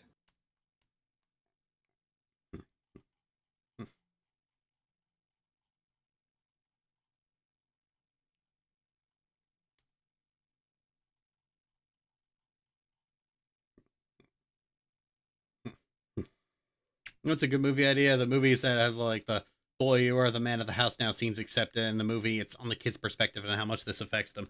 Oh yeah, love that shit. I'd love that shit. Cause the thing about parentification is like, especially if like the siblings involved have a good relationship, it's simultaneously like heartwarming because they have a good relationship, but tragic because nobody should have to be going through this. Right. They got titty mouse pads for Anjuamon. Oh no, I said mouse mat, which is like this long horizontal thing that your keyboard and mouse sit on. And no, it wasn't Anjuamon. Anyway, let's not get into it any more than that. Okay. But like that's the vibe going with Avatar Neva.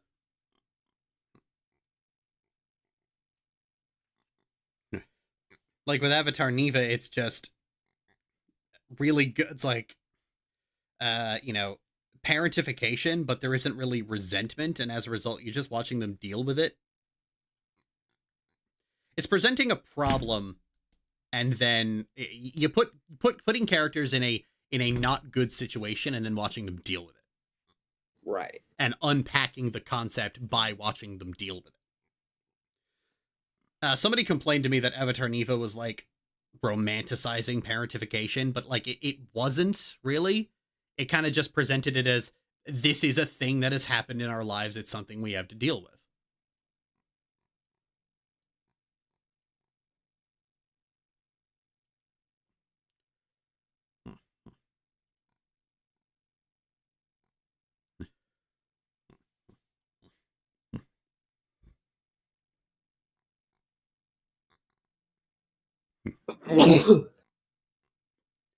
Yeah, that's what I would love. That's what I really want to see from like a show or a film, which is to just really dig into this subject Oh yeah. and really unpack it. And like only one piece of media is doing it, and it's not doing it well. Which is kind of why I tend to get stuck on like analyzing it, because it's like it's only port in a storm. Yeah.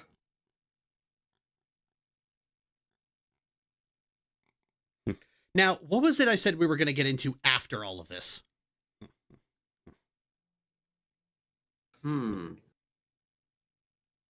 Shoot, I can't quite recall. Was it Try? No, I don't think it was Try. The epilogue, maybe? No, I don't think so. Is it me, or every time a subject that makes people uncomfortable gets any light at all, it becomes romanticized? I think people hear the term romanticized, like I said, people hear a term and then they end up using it incorrectly, which is just kind of the only thing that's really going on there. I feel like to a certain extent, when it comes to like interacting with people online, especially with regards to pop psychology shit like this, you kind of gotta look past what they're saying and figure out what they're actually trying to say, Right. and then just focus on that.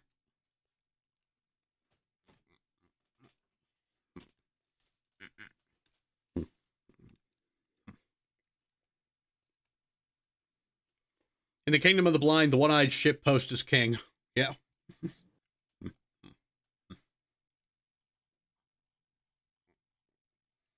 Oh, I just fucking realized this change to everything kind of like reworks our war game, doesn't it? Oh yeah.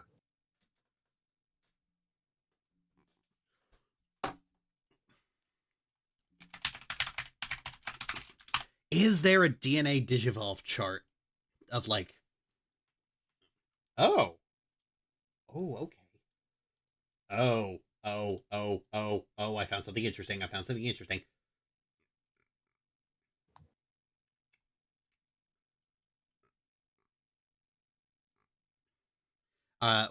like war game. Oh yeah, it's the one where this is apparently what happens if Gatomon and Greymon fuse.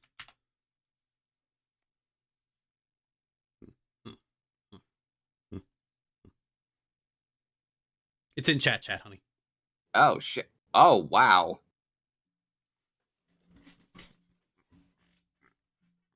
I did. Huh. Interesting. Yeah, let me just stick it in here.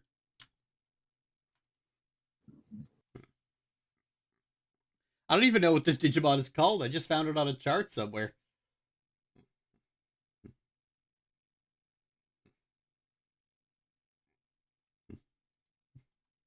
Is this canon? Could be. Yeah, could be.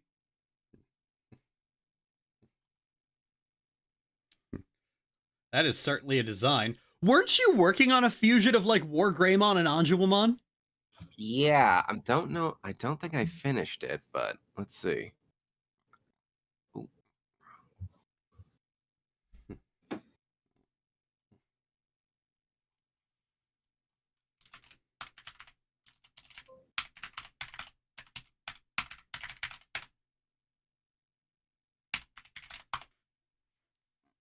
Greymon partway through their transition surgeries.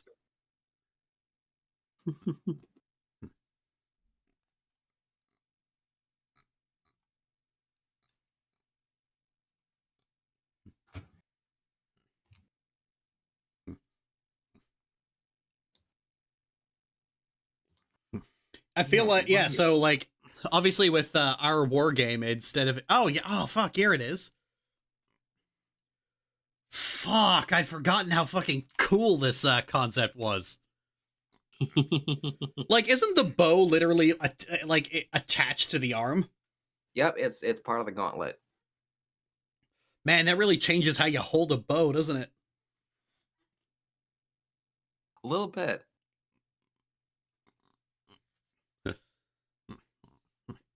Thing or whatever the fuck it is does look pretty funny though. Oh, that looks good. Yeah, that does look fucking... That looks really fucking cool.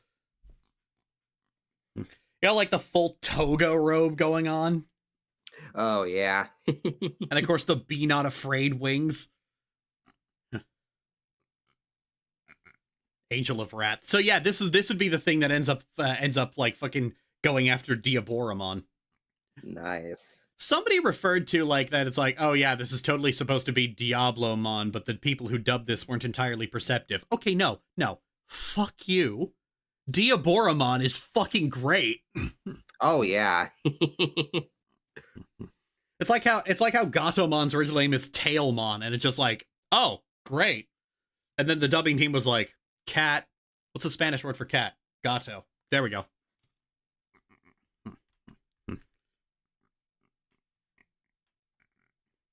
Domo Origatomon, Mr. Robotomon.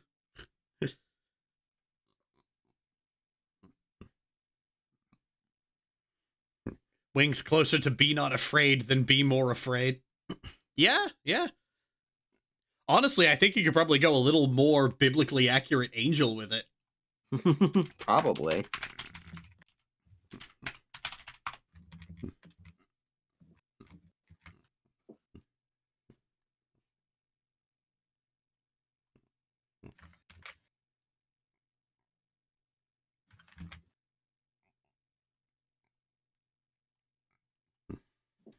I feel like that's what kind of you have to do when you fuse two angels.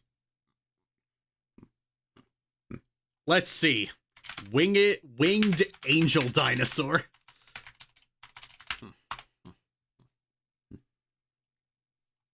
Monster.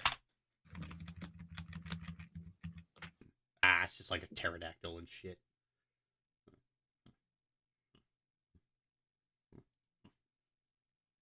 But yeah, like going up against like Diaboromon, it's now just gonna be like War Greymon, and I think it actually should be like War Greymon and Anjumamon.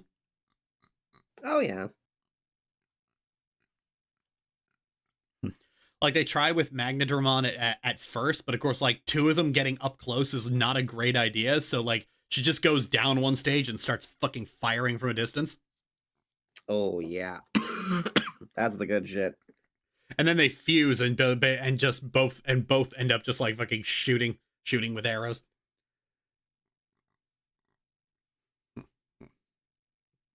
It makes like Ty calling Kari and basically like needing her to come back because there's a situation. It gives it more stakes because like now you got Ty and War Greymon trying to hold it off alone. Oh, yeah. Yeah, that's fucking cool. That's fucking cool. There are a lot of holier angel Digimon that got names changed to not insult the Christians or whatever. Oh, yeah. Oh, but they kept Lucamon. Okay. And Devamon. Unless his original name was Devilmon. It was, wasn't it? Probably. I think this person's just like fanfic drawing fusions now that I think about it.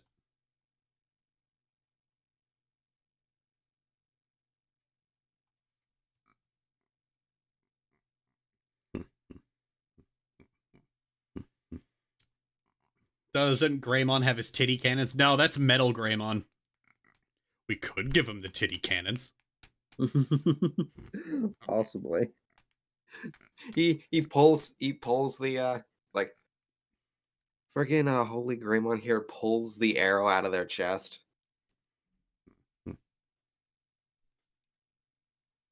That's not bad.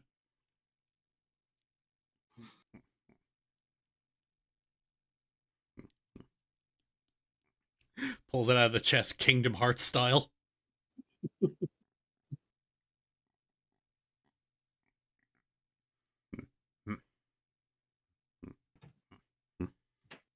Christians get insulted when the devil is portrayed as evil in media, as if it's not accurate to what the Bible says. Yeah. Honestly, I just love playing with Abrahamic mythology as a concept. Like I did it a lot when I was like 17. I made some really edgy shit with that, and I tried to do interesting things with it. I should go back to that at some point. Right. I need to find a new venue to like post vignettes to the server. I try posting them to just like my work channel, but like nobody really comments on them there. Hmm. And I don't really want to use AO3. Yeah, I hear ya. Patreon would probably be a good one. Oh, probably. But yeah, if they don't give me my Tumblr account back, or they just ghost me, I'm not even gonna waste my fucking time on Tumblr anymore.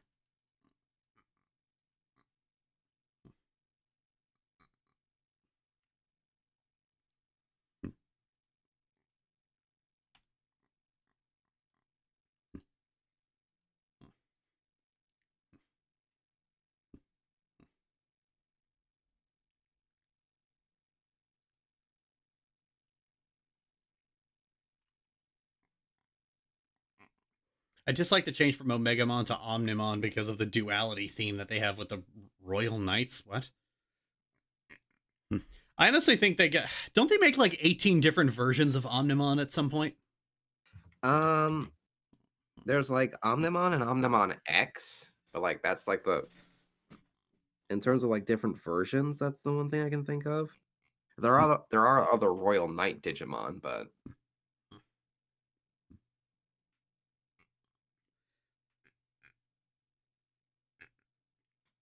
Yeah, but they're all made from like the same like Wargreymon and Metal Garurumon fusing, aren't they?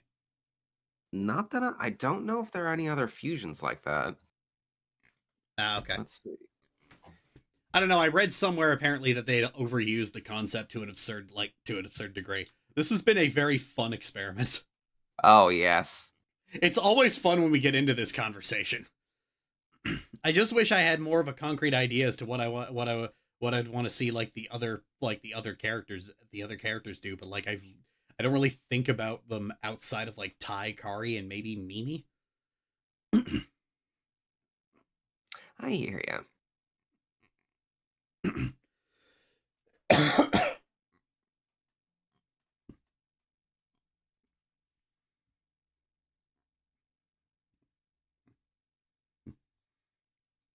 Oh, there was an. Looks like No. there was another version of Omnimon, and I think the reboot.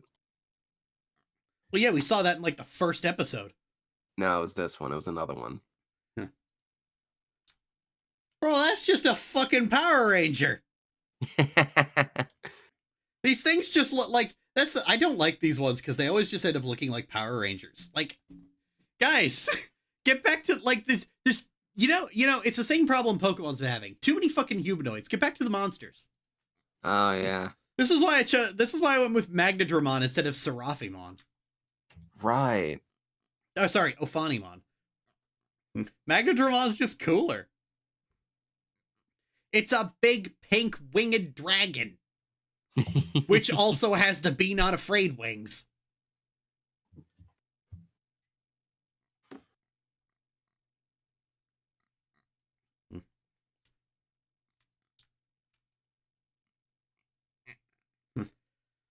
Y'all never did get into the DNA ones for 02. Any changes you want for that? Well, like I said, I don't know. I can't find any like, because we removed Davis, I can't find any DNA like evolutions that like actually exist and you could do anything with. Like, who the fuck's gonna like? I know why Davis and Ken do it. They've got like this whole like fucking.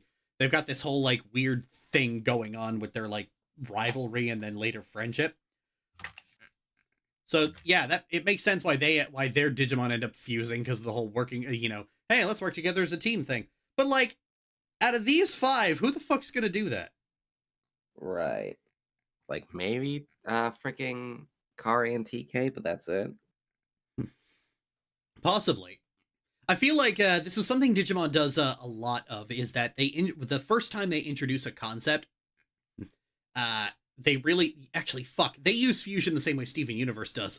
The first time they introduce a concept, like they do it with a lot of character work, and then eventually they're just fusing monsters together for the sake of showing off new designs.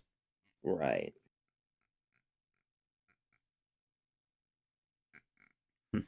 But yeah, I can't really think of any instance where that works here. I know like Yoli and Cody's Digimon fuse, or is it Cody's and T? Who's It's the other? always in TKs. Yeah, Cody's and TK's. But I don't really see how that ends up like really working. Like character wise. Hari and I- Yoli fused.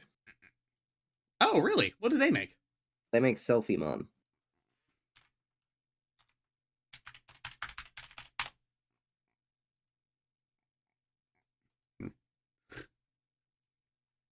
Oh my god. That is the gnarliest fucking Digimon I've ever seen. Gnarly.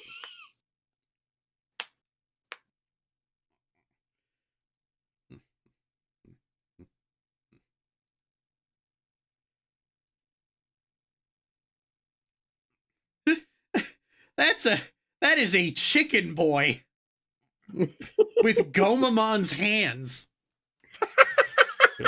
Why is there a little bit of Gomamon in here?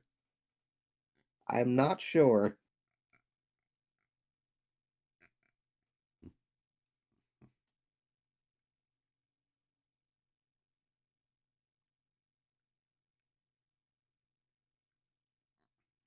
Oh, I remember when they first started Armor Digivolving, like, I think like the first time Davis is like Armor Digivolve, you saw this little montage of like Greymon, Metal Greymon, and then War Greymon. Yep.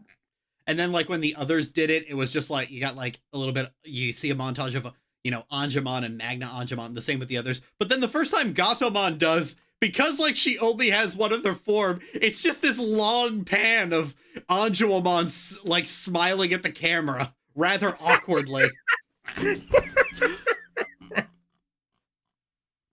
I'll just clip this out of the thing, but like I'm gonna show you this. Oh, the fucking File Explorer crashed again. Bitch. Opens a folder, File Explorer. I'm gonna crash. I have no idea. Like, my computer gets these weird phantom problems that, like, I get the feeling that your computer's the problems your computer develops is in direct relation to how good you are with computers. So if you're really good with computers, your computer just becomes haunted by a fucking ghost. Your computer contracts hypochondria. Okay. We sure grown up a lot since that summer in the day.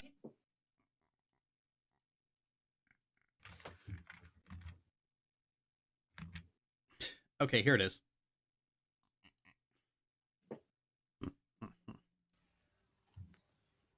Ah, fucking. Yeah, see, you get this, like, fade-in montage of all, oh, fuck, you didn't see that. I'm sorry, I'm really fucking stupid.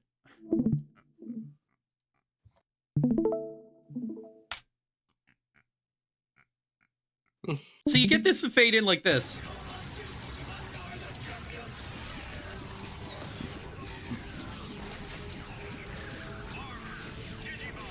That's fucking cool, right? Yep. Where's the one with... Is it the third one?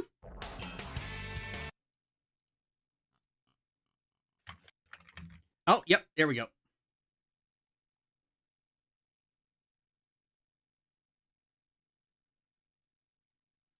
So then, like, with Gatomon, you just get this.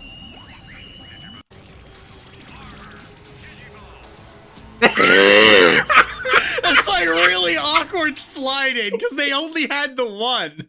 It's just like, hey, yo, what's up? Hey, yo, what's up? Remember me from the last one? Like, because they got 4, and, like, obviously they can't use Gatomon because it already is Gatomon. Right. And it's just really fucking funny. Because like the others, so you get like Angemon and Magna Angemon, and so it's like you get one of them, and then it fades into the other one. Okay, that's cool. Like having 4 works. Having just 2 also works. Oh yeah. because with Davis, Yoli, and Cody, you also get the rookie because they don't already have the Digimon. But then with TK, you just get the 2, and then with Kari, it's just the 1. And it just slides in very awkwardly, and it just ruins the fucking tension. It's one of those things you have to, where if you're talking about it in a YouTube video, it's just like, I didn't edit that. Hey, everybody. It's fucking ridiculous. Funniest goddamn shit in the whole fucking series. I know.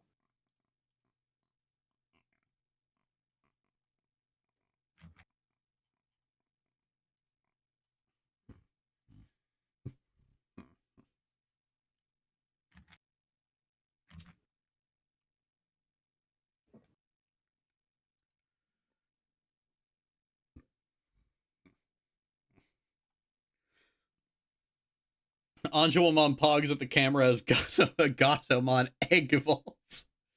As Gatomon's egg cracks. Oh no. When they go to the movies to watch a 15 rated film, they get Gatomon to turn to Anjouamon to sneak them in. IDK, I like the idea of Anjouamon being to break the law and be in on the mischief. Oh yeah, she would.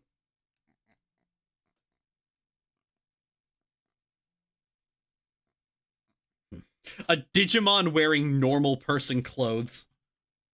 Oh, they used to do that shit all the time in season 1. Remember Agumon in a hoodie and Tentomon in a cap? Oh, yeah. Oh, well, I mean, you did show me this. You know what I think the funny thing is? They put nipples on the War Greymon. Oh, no. That's right.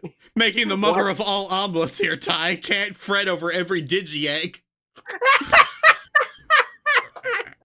What? God damn. Tumble Rose, you go to jail. No. State penitentiary. Why does he have a trip? Well, like in the epilogue for 02, it like shows them apparently Ty and Agumon work for the United Nations, which is kind of out of nowhere. Also, Ty got a haircut, which is just look at how they massacred him. He looks like every other dope. My boy. The boy Spiffy.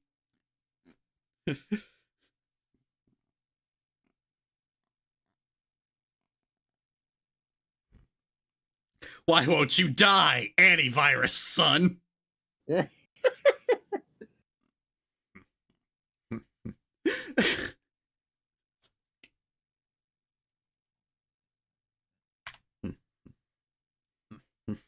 He works at the UN as an ambassador to... Yeah, I don't know why.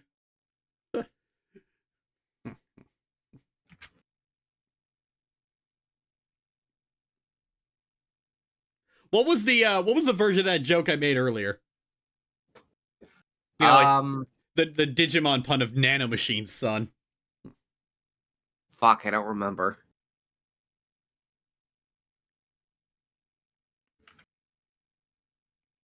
Hey, remember the audio drama where like all the characters in Tamers team up against cancel culture? Right. Oh, I wish I didn't.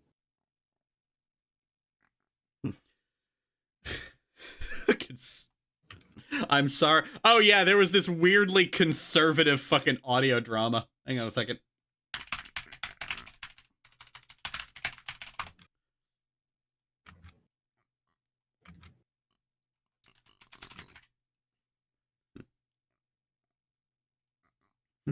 Oh god, here it is.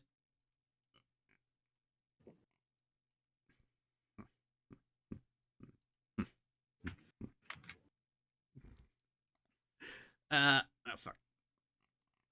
The audio drama released for the 2021 anniversary festival feels like it might as well be called Political Correctness and Cancel Culture are Bad, Mikay, as it sees the Tamers pitted against a villainous entity known as Political Correctness, which uses an attack known as Cancel Culture. Calls it the greatest problem facing the internet and media. Forces people to... Fucking hell. Oh my god. Like, somebody really was just like, I need to make this about my pet cause. I say hypocritically after going through an entire speech about why unpacking enmeshment would be an interesting angle for the series. Didn't know that Matt and Trey are Digimon writers. Matt and Trey would do like an entire episode about cancel culture, and then at the very end goes, maybe everyone's in the wrong here. They just they both sides every issue. I can't go anywhere with you, Carl. That hurt my feelings. Now we're both in the wrong. Yeah, that's it. Wow, just an absolute failure at writing. Can you imagine a Digimon screaming cancel culture? Just as an attack. Oh my god. What happens? Do you get shurikened with a bunch of razor sharp tweets? Behold, now you have paper cuts.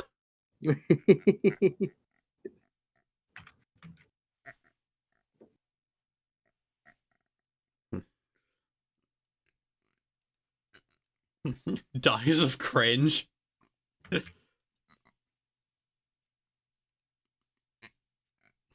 No. You want to talk metaphor. You know how, like, when they go back and they find back to the digital world and they find all the dark, that there's, like, the entire place has been taken over by, like, 4 titanic mega Digimon who have, like, turned the entire world into one twisted Ouroboros? Yep. Social media. Oh, shit. The internet is now just, like, 5 websites that all steal from each other.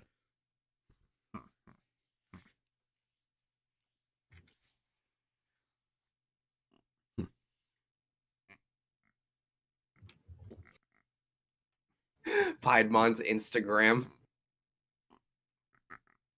Twitter is Puppetmon because Twitter is Puppetmon because like Elon Musk, he is critically hit by somebody going, haha, you have clinical depression.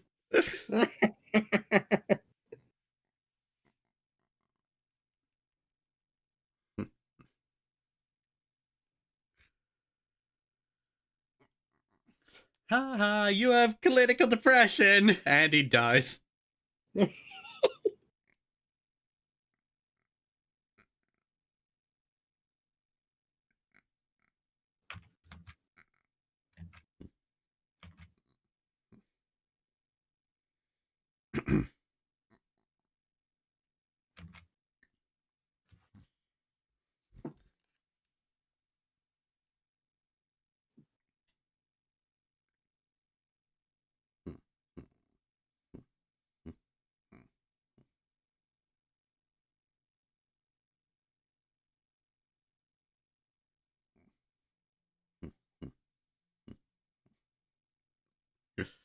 The idiot Death Spire. Would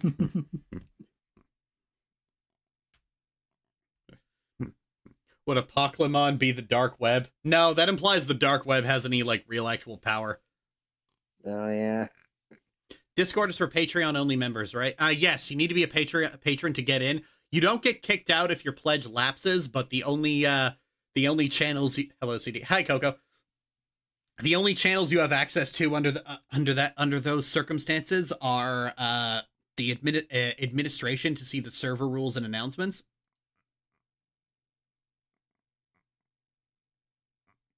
And movie night, because you do not have to maintain a pledge to join movie night. I made that decision recently.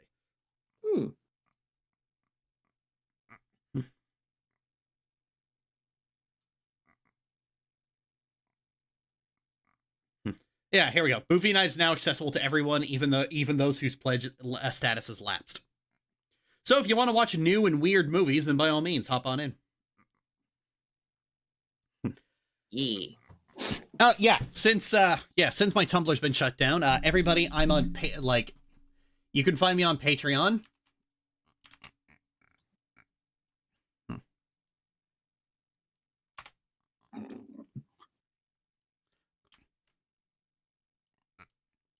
Come on. At patreon.com/CD call, CD_call. Does it work if I take the C out? Yeah, it does. Patreon.com/CD_call.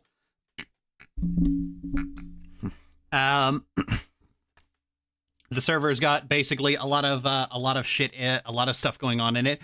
It's not particularly it is a relatively quiet server because there is a bunch of there's a bunch of different channels for pretty much everything. But there's always something going on there. There's always something going on there. Just note that Legacy patrons and Mythic patrons have access to their own specific channels. Well, Mythic patrons is just for the patron calls. But Legacy patrons have access to cordoned off areas of the same channels as those that are in general chat, and that's just for them. CD stands.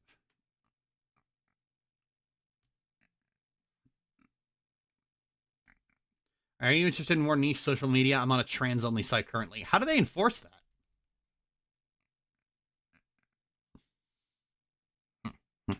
But yeah, there's the Discord is generally the best place to get a hold of me if you ever need anything.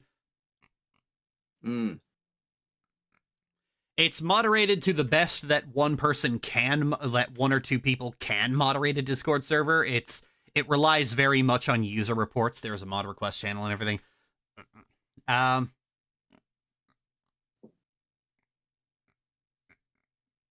We bully the cis off mostly, lol. Yeah, I don't really want to be a part of any social media where bullying is a common thing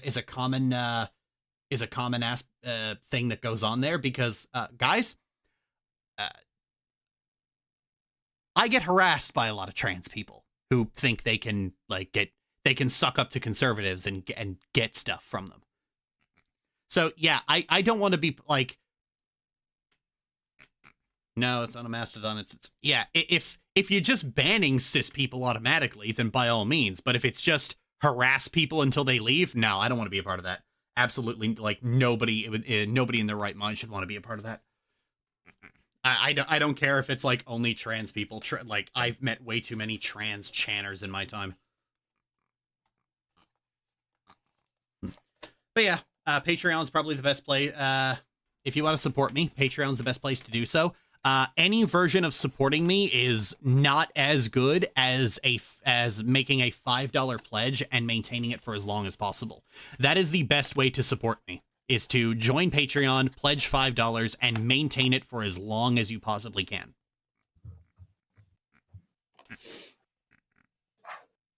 Yep.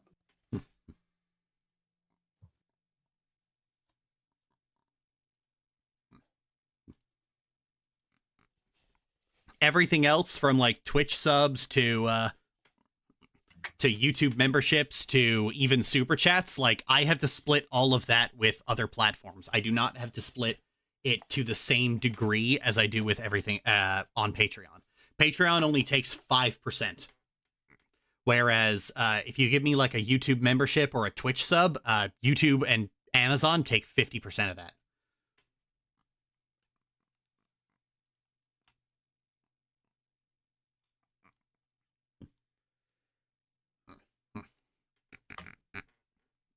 Anyway, I hope you all enjoyed this. I'm going to private the stream afterward, and then I'm going to do some judicious editing and then repost it. I hope you all had a good time with this, and I'll see you all next time. Diddles.